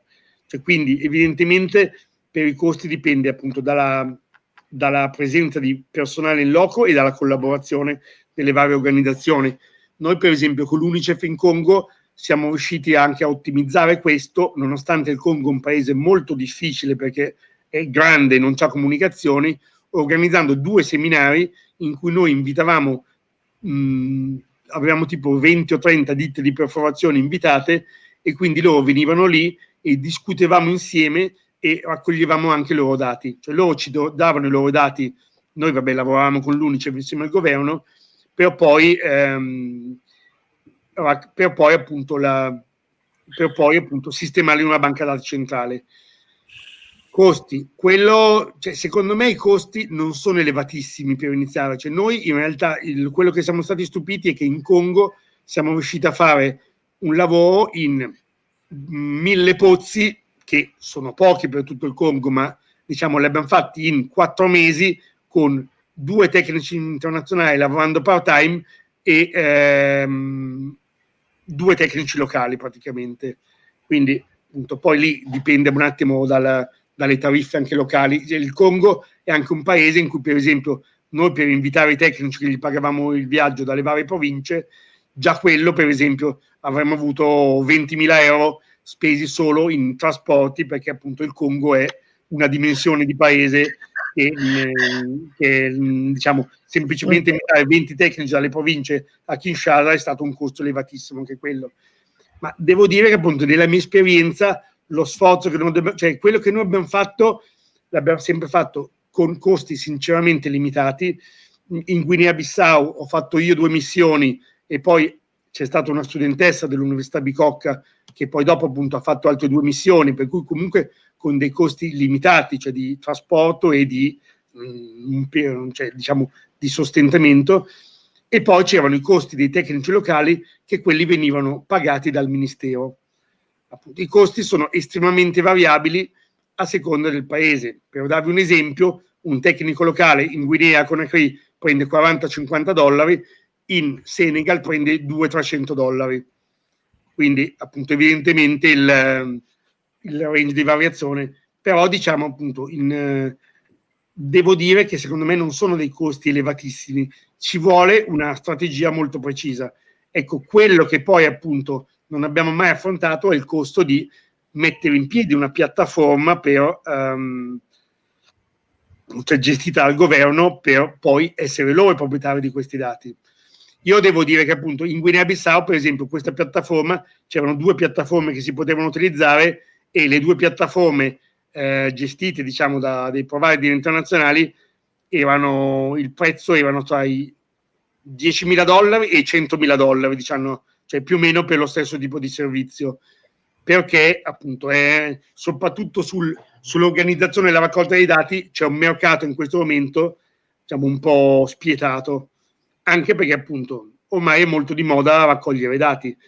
Ho visto che la parte che costa meno ma dove si spende meno è la parte di migliorare la qualità dei dati e analizzarli. Sì, ok. Wow. La tua presentazione sta attirando un sacco di domande. C'è un'altra domanda. Ce n'è un'altra, appunto da parte di Riccardo Torri, magari vi conoscete anche. Appunto chiede chiede come fare quindi a ottenere questi database che tu hai citato proprio in Guinea-Bissau. Allora, in Guinea-Bissau i dati sono di proprietà del governo e è appoggiato dall'UNICEF. Noi, tra l'altro, stiamo spingendo da tempo, cioè questo lavoro io l'ho iniziato nel 2016 in Guinea-Bissau e appunto il discorso è che noi stiamo spingendo il governo perché questi dati siano o pubblicati o comunque chiedendo al governo e giustificando perché questi dati dovrebbero essere pubblici, perché noi non abbiamo mai messo in piedi questi dati, banche dati per non essere distribuite. Ecco, in Guinea-Bissau c'è una direzione nazionale delle risorse idriche appoggiata dall'UNICEF. Direi che sapendo che esiste questa banca dati, questi dati possono essere chiesti loro. A me appunto hanno chiesto più volte di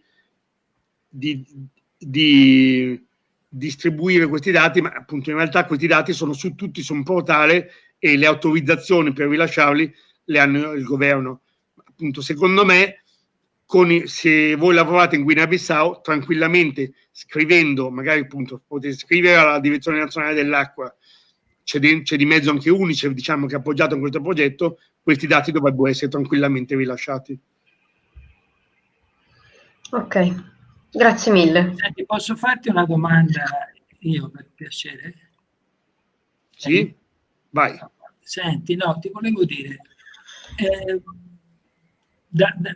diciamo riguardo appunto all'accesso a queste banche dati, tu hai anche riscontri da parte di organizzazioni non governative italiane,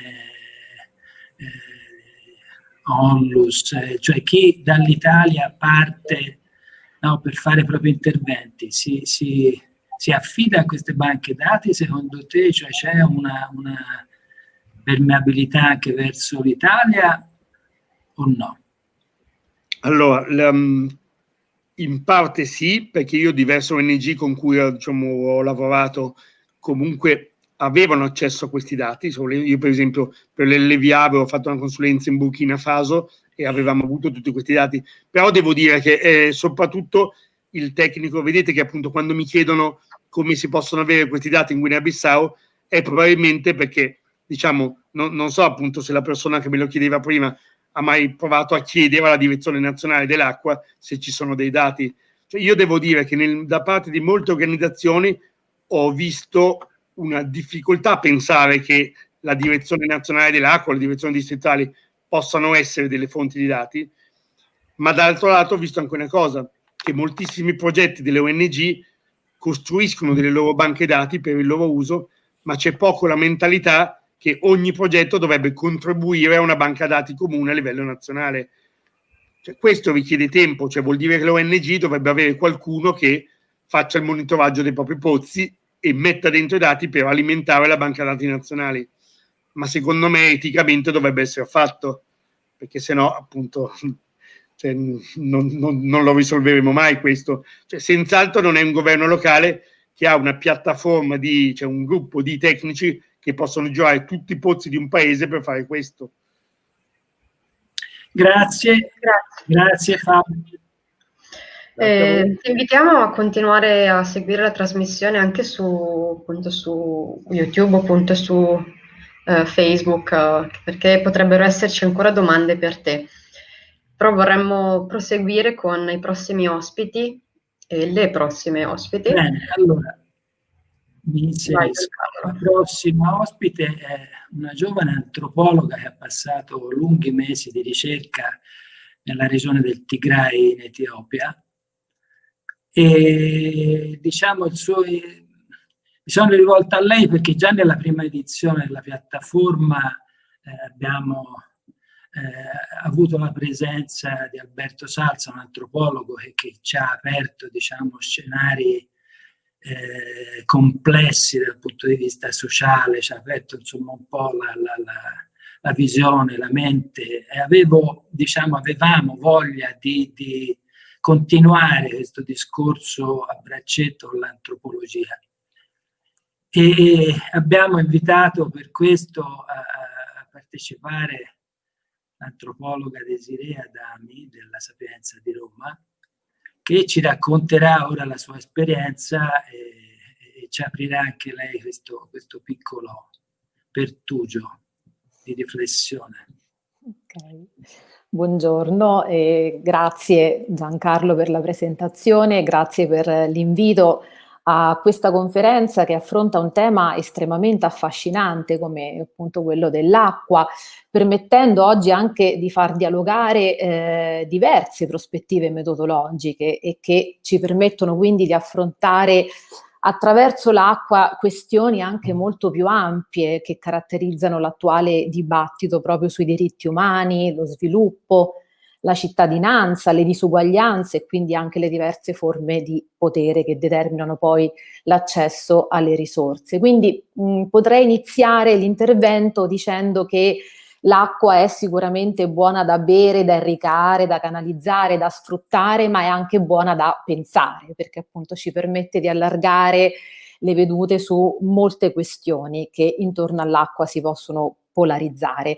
E quello che vorrei proporvi oggi sono delle riflessioni sulla natura storico-culturale del concetto di acqua per come si è formato nell'Occidente moderno, che struttura poi il nostro senso comune dell'acqua che abbiamo riguardo l'acqua e che dà forma poi anche alle politiche, ai progetti di sviluppo a livello globale che hanno come target appunto l'acqua, per attraverso queste concettualizzazioni arrivare anche un pochino a problematizzare le categorie dello sviluppo e dei diritti umani intrecciati all'acqua. Allora, l'acqua è sicuramente una delle grandi icone della modernità e anche uno degli affari globali sempre più presenti e importanti nell'agenda politica nazionale ed internazionale. Costituisce un'arena politica, appunto, costituisce un mercato con molteplici attori anche che vi ruotano all'interno. Tutti aspetti che sono anche fulcro di nuove forme di mobilitazione politica e di conflitto sociale. Quindi la cosa su cui vorrei riflettere con voi è che però nonostante questa sua visibilità globale, l'acqua poi finisce per essere studiata per lo più da una visione satellitare, laterale, no? Attraverso registri tecnici ed economici o anche in prospettive geopolitiche che astraggono però dalla contestualità, dall'intimità locale e dalle dimensioni anche prettamente culturali e sociali in cui l'acqua è da sempre imbricata, da noi come altrove. E questa quindi è un'acqua in questo senso molto particolare, un'acqua con una sua storia, è la nostra acqua, quella dell'Occidente moderno. L'acqua potremmo dire tradotta come H2O, cioè come materia, come una sostanza naturale, neutrale in un certo senso, misurabile, quantificabile, oggetto anche passivo di tecniche molto complesse che ne permettono l'ottimizzazione e la produttività, però appunto un'acqua monodimensionale che esprime anche un'idrologica molto particolare che è quella proprio della divisione dicotomica, se vogliamo, tra natura e cultura che è propria dell'Occidente moderno e anche del progetto modernista che lo sostanzia da almeno un paio di secoli e che abbiamo esportato come se fosse un dato universale anche altrove, con il colonialismo prima e con i progetti di sviluppo oggi. Sono quelle che Mauro Van Aken, che è un antropologo che di acqua si è occupato studiando i sistemi irrigui nella Valle del Giordano, chiama appunto le grandi acque dei discorsi globali, della macchina dello sviluppo, grandi anche in relazione alle grandi infrastrutture a cui poi hanno dato vita, si pensi alle grandi dighe, i sistemi irrigui su larga scala. Ora, dico questo perché in realtà il lavoro antropologico ci dimostra come questa divisione dicotomica natura e cultura è del tutto peculiare appunto del nostro mondo occidentale, anzi il modo in cui l'Occidente moderno rappresenta la natura e quindi l'acqua è sicuramente la cosa meno condivisa al mondo. In molte regioni del pianeta, ci dice De Scola, un altro studioso, umani e non umani non si sviluppano in mondi incommensurabili e secondo principi distinti. E quindi aggiungerei, l'acqua non è affatto disgiunta da tutti quegli aspetti immaginali e simbolici, da pratiche quotidiane, da processi sociali ed ecologici, anzi l'acqua è da sempre un vettore mediano tra sistemi sociali, tra istituzioni, tra sistemi di solidarietà, tra gruppi sociali.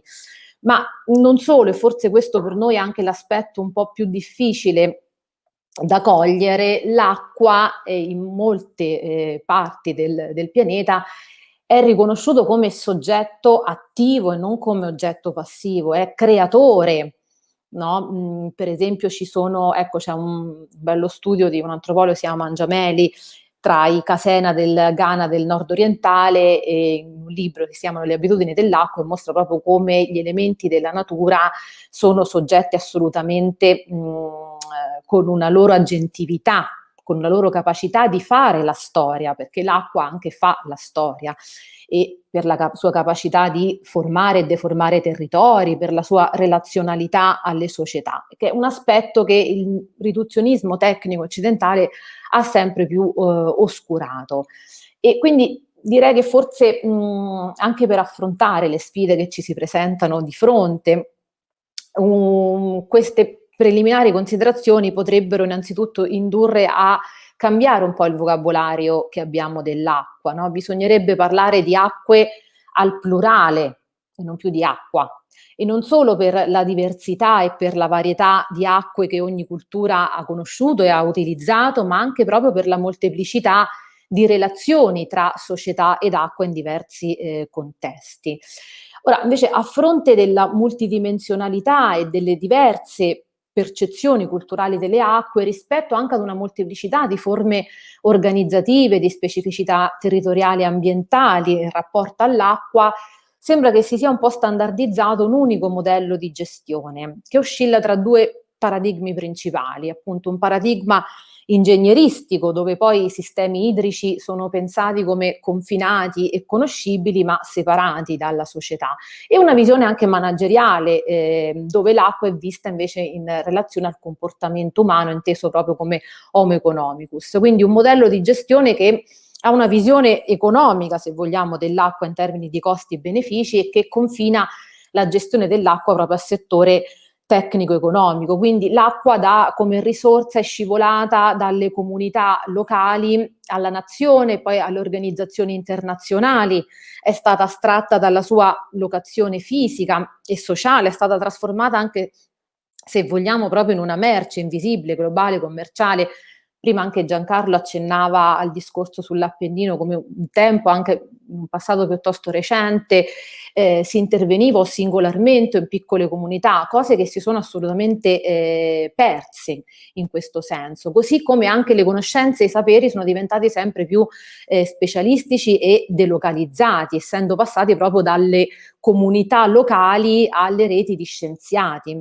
Quindi direi che questo processo di centralizzazione, allargamento, alienazione e anche recente privatizzazione dell'acqua hanno proprio reciso il legame tra le genti e l'acqua, e hanno portato a quel fenomeno di dematerializzazione dell'acqua, nel senso, lo diceva prima anche la signora Dacia Maraini, dell'acqua che diamo per scontata che esce dal rubinetto. Questo ce lo dice anche Ivan Illich quando dice: per noi l'acqua ormai è quella cosa che esce dal rubinetto, non ne sappiamo più niente della sua gestione, anzi a volte se lo sappiamo è per, io direi anche seccature, perché ci si rompe un tubo, perché ci arriva una bolletta troppo alta, ma non abbiamo completamente perso un rapporto in realtà con l'acqua, con questo elemento così vitale. Ecco, quindi suggestioni queste anche proprio per dire che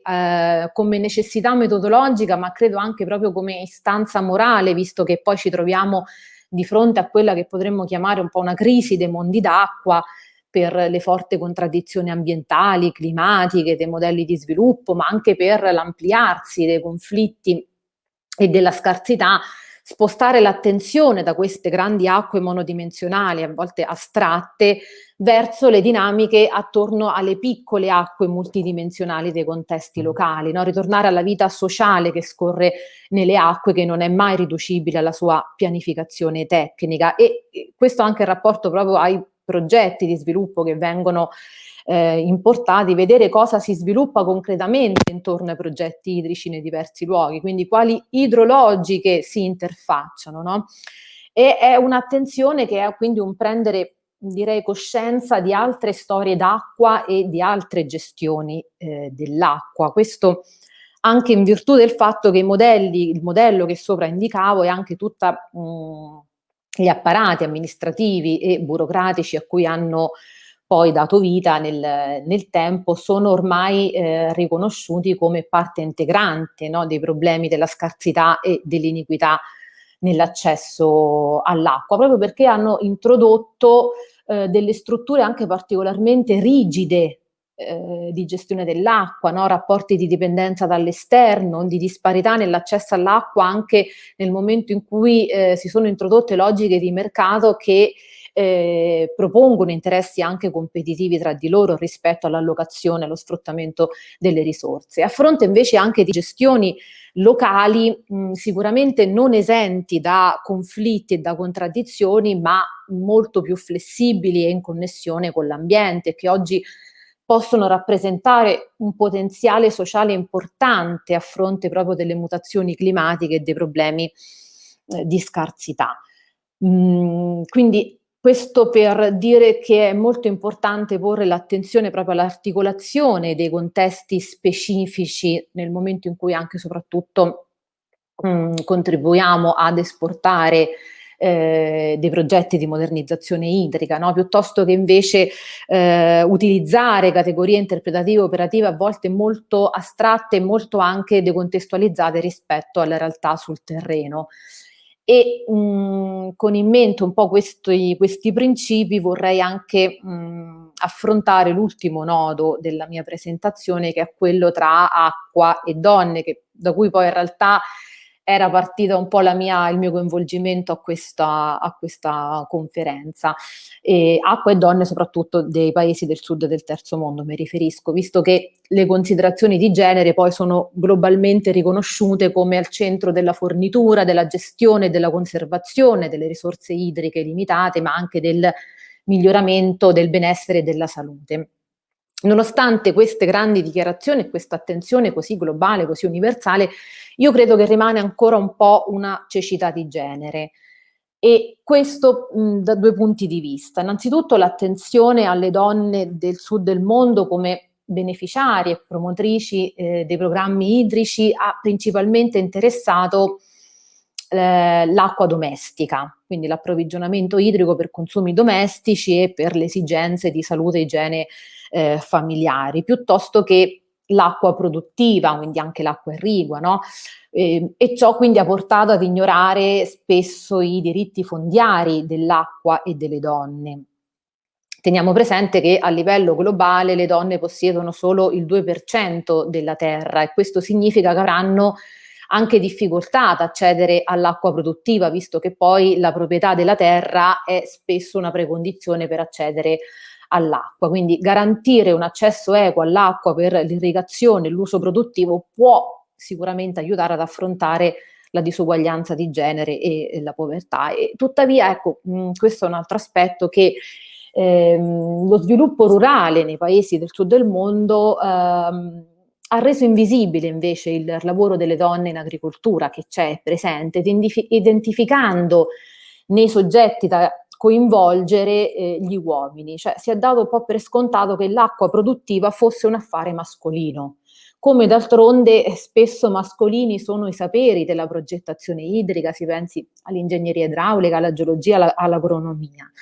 E benché la presenza delle donne è spesso un requisito dell'agenzia esecutiva del progetto, al fine insomma del sovvenzionamento e dell'attuazione di questi progetti, spesso questa partecipazione è spesso simbolica, o le donne sono coinvolte a livello di lavoro volontario piuttosto che avere una chiara influenza o avere l'opportunità anche di sviluppare particolari abilità.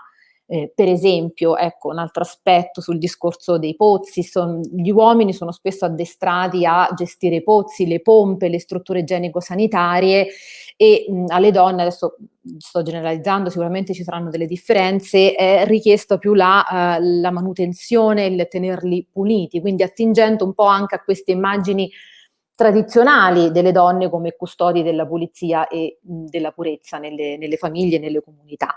Ma è anche per quanto riguarda la fornitura poi di acqua pulita e strutture igienico-sanitarie, che è uno degli obiettivi di sviluppo del millennio delle Nazioni Unite, e poi i cui standard e parametri di definizione e di misurazione del progresso hanno modellato e modellano tuttora il pensiero e anche la pratica di sviluppo, credo permane proprio la mancanza di una comprensione sfumata delle questioni di genere, nel momento in cui l'attenzione di questo obiettivo idrico è particolarmente concentrato sulla copertura, quindi sui numeri, piuttosto che sulle questioni che poi determinano l'accesso e l'equità verso le risorse.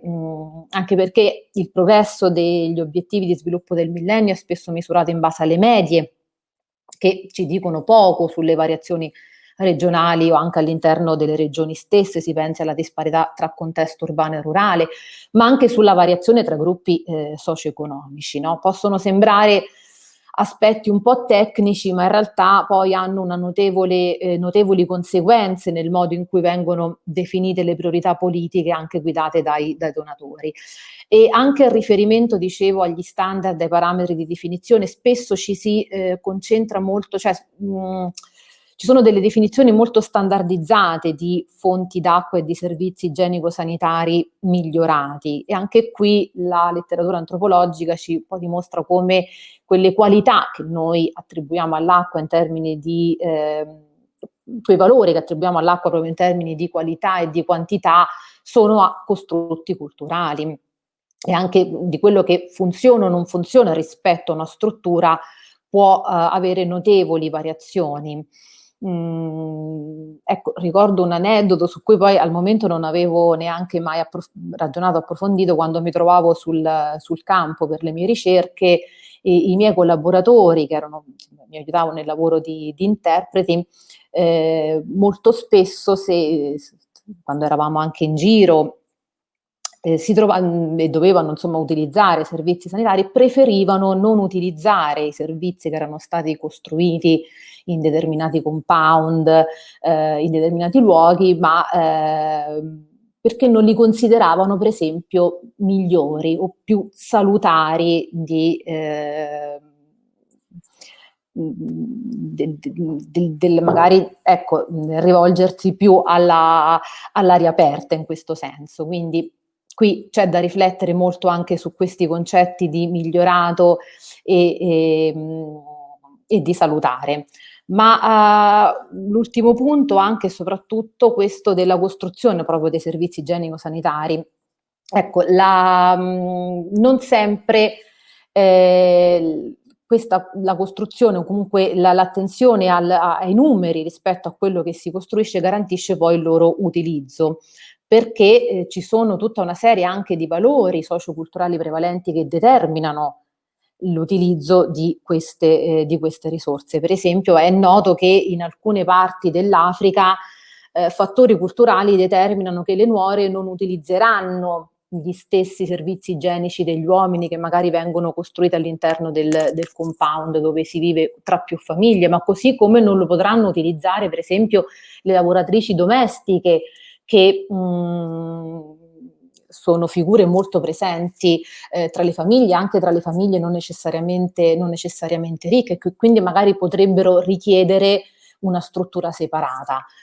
Ma oltre al genere, ecco, anche altri indicatori dell'identità continuano poi a modellare l'allocazione e l'accesso dell'acqua tra gli utenti. Per esempio c'è un'antropologa indiana, Lila Mehta, che ha studiato l'accesso alle risorse idriche comuni in un villaggio dell'India meridionale, e mostra come le donne della casta inferiore, Dalit, continuano ad essere considerate impure e quindi escluse dalla partecipazione ai programmi idrici e di fatto anche dall'utilizzo delle fonti d'acqua condivise. Ecco, questo ma non in quanto donne, in quanto appartenente a una determinata casta. Questo per sfumare, per dire che sicuramente quando parliamo di donne, il genere può essere uno degli assi della discriminazione sociale, ma non è l'unico, a volte non è il principale, o quantomeno si interseca con altri assi della discriminazione sociale, che può essere la classe, l'età, l'appartenenza etnica, religiosa, di casta, le espressioni sessuali. Questo per dire che ecco, il lavoro di campo complessifica molto a volte le questioni del rapporto tra genere e accesso alle risorse, e le politiche idriche, igienico-sanitarie e quindi anche i programmi di intervento devono, secondo me, evitare di concentrarsi solo sul processo di conteggio del numero, di definizione degli indicatori e del monitoraggio, perché poi questi non catturano la diversità delle scelte e anche dei vincoli delle donne e degli uomini nei diversi luoghi.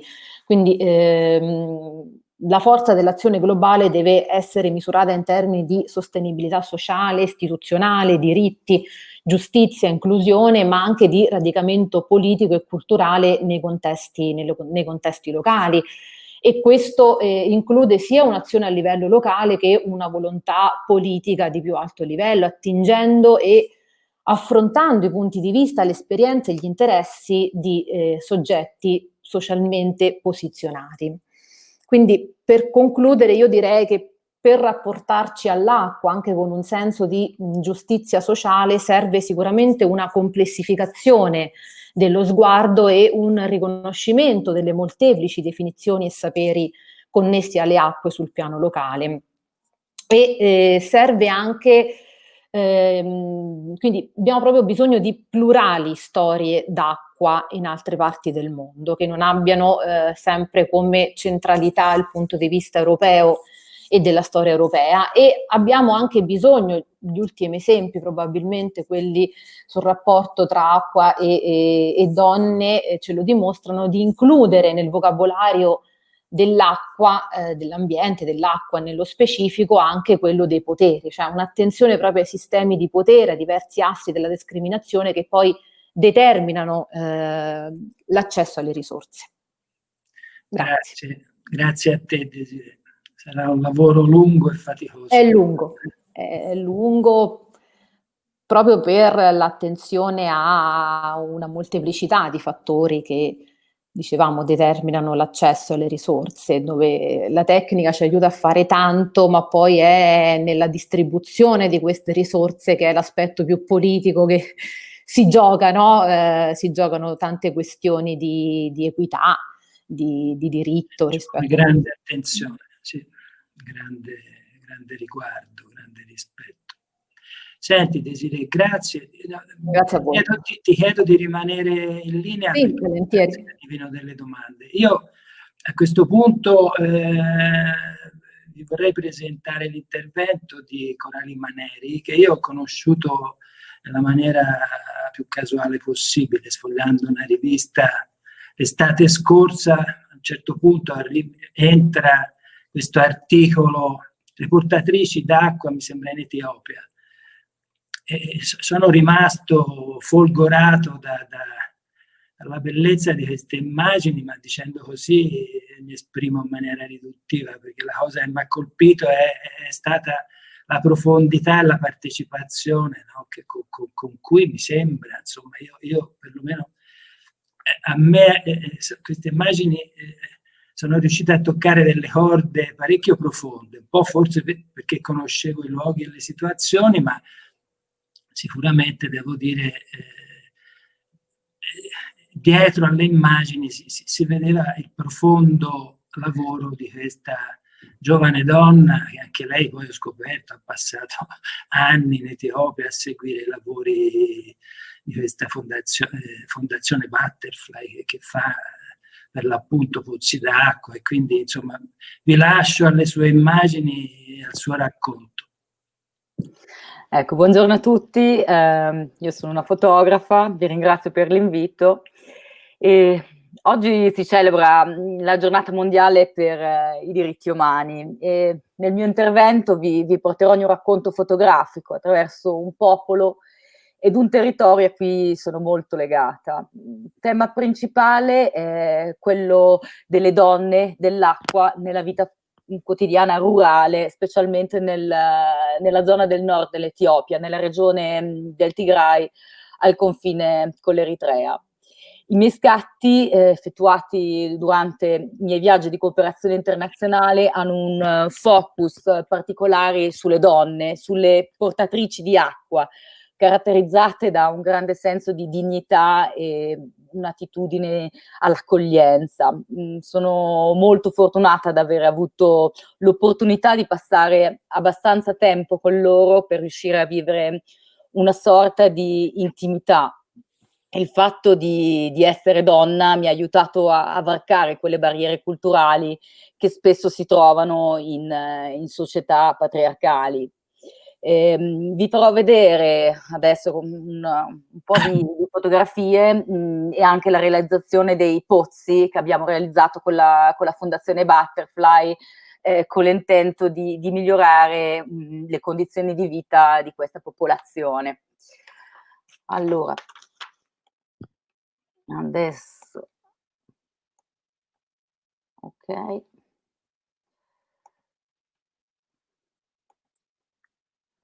Ecco, le immagini dovrebbero essere partite. Confermate? Aspettate. No, ancora lì, ancora no. Ah, ecco, ok, perfetto. Ci siamo? Sì, sì. Perfetto.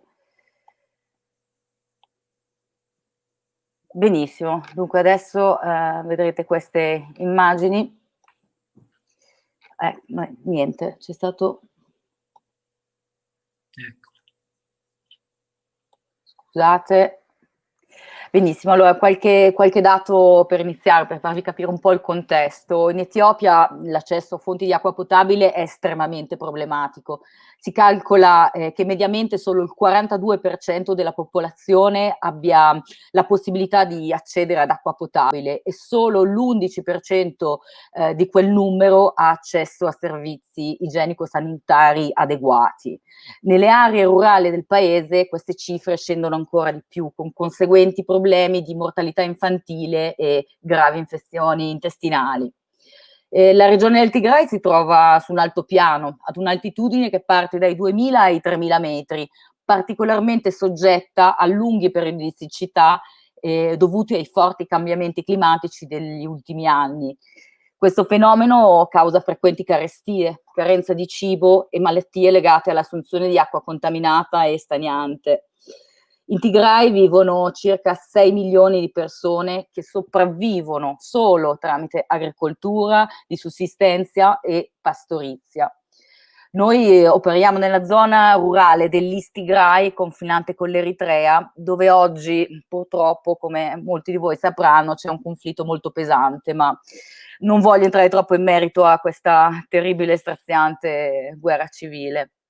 Noi abbiamo deciso di andare in Etiopia tramite la Fondazione Butterfly, fondata da Claudio Maneri, che è mio padre, nel 2002, 15 anni fa. Abbiamo iniziato a percorrere questi terreni. L'intento era quello di operare nel settore dell'istruzione primaria e dell'approvvigionamento idrico in modo equo, ma dai primi pozzi abbiamo scoperto che il bisogno, l'urgenza primaria era proprio l'acqua. Da allora, in questi anni, siamo riusciti a realizzare 350 pozzi d'acqua e 30 piccole scuole sperdute in queste montagne. Culturalmente spetta alle donne il ruolo della gestione dell'acqua. Sono loro che vanno tutti i giorni a recuperare l'acqua per il fabbisogno della propria famiglia. Lungo le strade impolverate le vediamo sempre con le loro jerrycan, che sono queste taniche gialle che pesano 30 kg, legate con delle corde alla schiena. Il fatto di avere un pozzo potabile vicino a casa risolve tantissime problematiche, oltre alle conseguenze di bere acqua malsana. Per una donna che cammina da sola per ore, evita i pericoli che spesso ci raccontano di attacchi da parte delle iene oppure di subire violenze sessuali. Questo territorio è estremamente arido, fatto di sassi e cactus, e nella maggior parte dei villaggi non c'è elettricità. Negli ultimi anni le condizioni della vita rurale si sono anche aggravate a causa dell'invasione delle locuste, che ha colpito anche gran parte di tutto il Corno d'Africa, portando a catastrofiche conseguenze. Quando inauguriamo un pozzo, la popolazione organizza sempre una sorta di cerimonia per celebrare l'evento. È molto gratificante vedere la gioia dei beneficiari, è un momento dove tutto sembra fermarsi. Donne, bambini, uomini cantano e ballano. Poi le donne preparano il tradizionale caffè su piccoli fuochi, mentre gli uomini cucinano la povera capra sacrificata per l'occasione.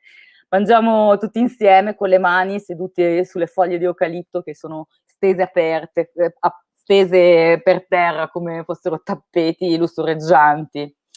Ho sempre qualche difficoltà a vedere l'uccisione di una capra e sono anche cosciente che per loro è un onore enorme e che in media una famiglia nelle aree rurali mangia la carne 1 o 2 volte l'anno. Alla fine della cerimonia le donne e i capivillaggi prendono la parola per ringraziarci, ma anche per segnalarci che ci sono tantissimi villaggi vicino che non hanno acqua potabile, che il governo purtroppo non riesce a soddisfare tutte le loro richieste e ci chiedono sempre il nostro intervento. Molti dei nostri pozzi, oltre a quelli suggeriti dal governo con massima priorità, vengono realizzati con questa sorta di passaparola che poi viene mediato dai nostri partner etiopi locali. La maggior parte dei pozzi sono realizzati con pompe a mano, non essendoci elettricità, e alcuni invece sono riabilitati, e questo avviene sempre più spesso a causa dell'abbassamento delle falde acquifere. Un pozzo consente un sano approvvigionamento idrico mediamente a 500 persone. La gestione dei pozzi viene normalmente sostenuta finanziariamente dalle comunità locali attraverso una sorta di comitato di villaggio dove anche le donne possono partecipare. Si utilizza un sistema di cost recovery attraverso la riscossione di piccole somme che sono impiegate per la manutenzione dei pozzi. Lo scopo è proprio quello di rendere i beneficiari completamente indipendenti dalla dipendenza della cooperazione. Noi pensiamo fermamente che la mancanza di acqua dovrebbe essere assolutamente considerata una delle priorità del nostro pianeta. Lo scopo secondario della mancanza di acqua è anche quello di limitare importanti movimenti migratori. Molti etiopi, infatti, sono costretti a lasciare le proprie famiglie in cerca di opportunità nelle grandi città o all'estero. Hanno tutti la speranza di vivere un sogno americano. I più a rischio sono i giovani che finiscono nelle grandi città proprio nella miseria più nera. È estremamente facile per un etio trovare un fixer che organizza questo viaggio della speranza. Basta davvero una telefonata. I superstiti di questi viaggi della speranza ci raccontano che paese dopo paese si perde tutto e a metà viaggio, se non si ha più denaro, si diventa preda di trafficanti di organi oppure della malavita che ricatta la tua famiglia fino alla morte. Tutti sanno cosa vanno incontro, ma tutti pensano nello stesso modo. Questo non capiterà mai a me. Siamo dunque dell'idea che rendere le condizioni di vita perlomeno accettabili possa consentire a queste popolazioni di poter vivere dignitosamente nelle loro terre di origini, ricche di bellezza, di cultura, di tradizione, ma senza acqua non si vive e siamo convinti che l'acqua debba essere finalmente considerato un fondamentale diritto umano. L'intento del mio intervento attraverso questa immagine è quello di sensibilizzare le persone sul tema delle donne, della sostenibilità e dell'acqua. Dobbiamo rispettarla e prendere coscienza del suo immenso valore e far sì che le guerre che ci aspettano in futuro, come diceva Kofi Annan, non siano causate proprio dalla cattiva gestione e dal controllo delle risorse idriche, ovvero il prezioso oro blu. Diciamo che quello che è anche importante è la divulgazione di questi temi, di sensibilizzare le persone a capire che, come si è detto con gli altri relatori, che l'acqua si esce da un rubinetto, ma non per la maggior parte della popolazione su questa terra. Dobbiamo veramente fare uno sforzo per iniziare a non disperdere tutta quest'acqua e veramente iniziare a considerarla come qualcosa di sacro. Io spero che queste immagini vi siano arrivate, sono molto legata a questo mondo e insomma il mio intervento direi che si conclude qui. Coralie, hai centrato perfettamente il bersaglio, direi. Senti, volevo dirti una cosa che non ho detto prima, che non siamo in tempi normali, tu sai benissimo le difficoltà che abbiamo passato, ma ci devi assicurare la tua presenza. Noi proveremo a organizzare Sarebbe molto una bello. mostra, no, in qualche locale, qualcuno ci ospiterà, ma insomma le tue foto sono veramente splendide. Vi ringrazio. Proveremo a diciamo posticipare la cosa, insomma, ormai per questa occasione è andata. Riproviamoci nella prossima primavera, nella prossima estate, e credo sarà l'occasione poi per riprendere anche i nostri discorsi, sicuramente molto più barbosi, ma bisogna continuare. Grazie. Grazie a voi. E ora che facciamo? Siamo quasi in conclusione, almeno per questa parte della mattina. E siamo qua presenti, vedete ancora la Presidente Daniela Ducci e Desiree Adami, che sono ancora rimaste con noi in questi ultimi minuti. La nostra giornata prevede due momenti, un momento appunto la mattina che si conclude fra poco, e mentre torneremo poi nel pomeriggio alle 2:30 vi saranno come moderatori Viviana Re e Giulio Castelli. E gli interventi invece per il pomeriggio saranno dall'estero, quindi gli ospiti verranno appunto da fuori dall'Italia. Abbiamo voluto dividere, diciamo, la prima parte era dall'Italia al mondo e la seconda parte sarà dal mondo all'Italia.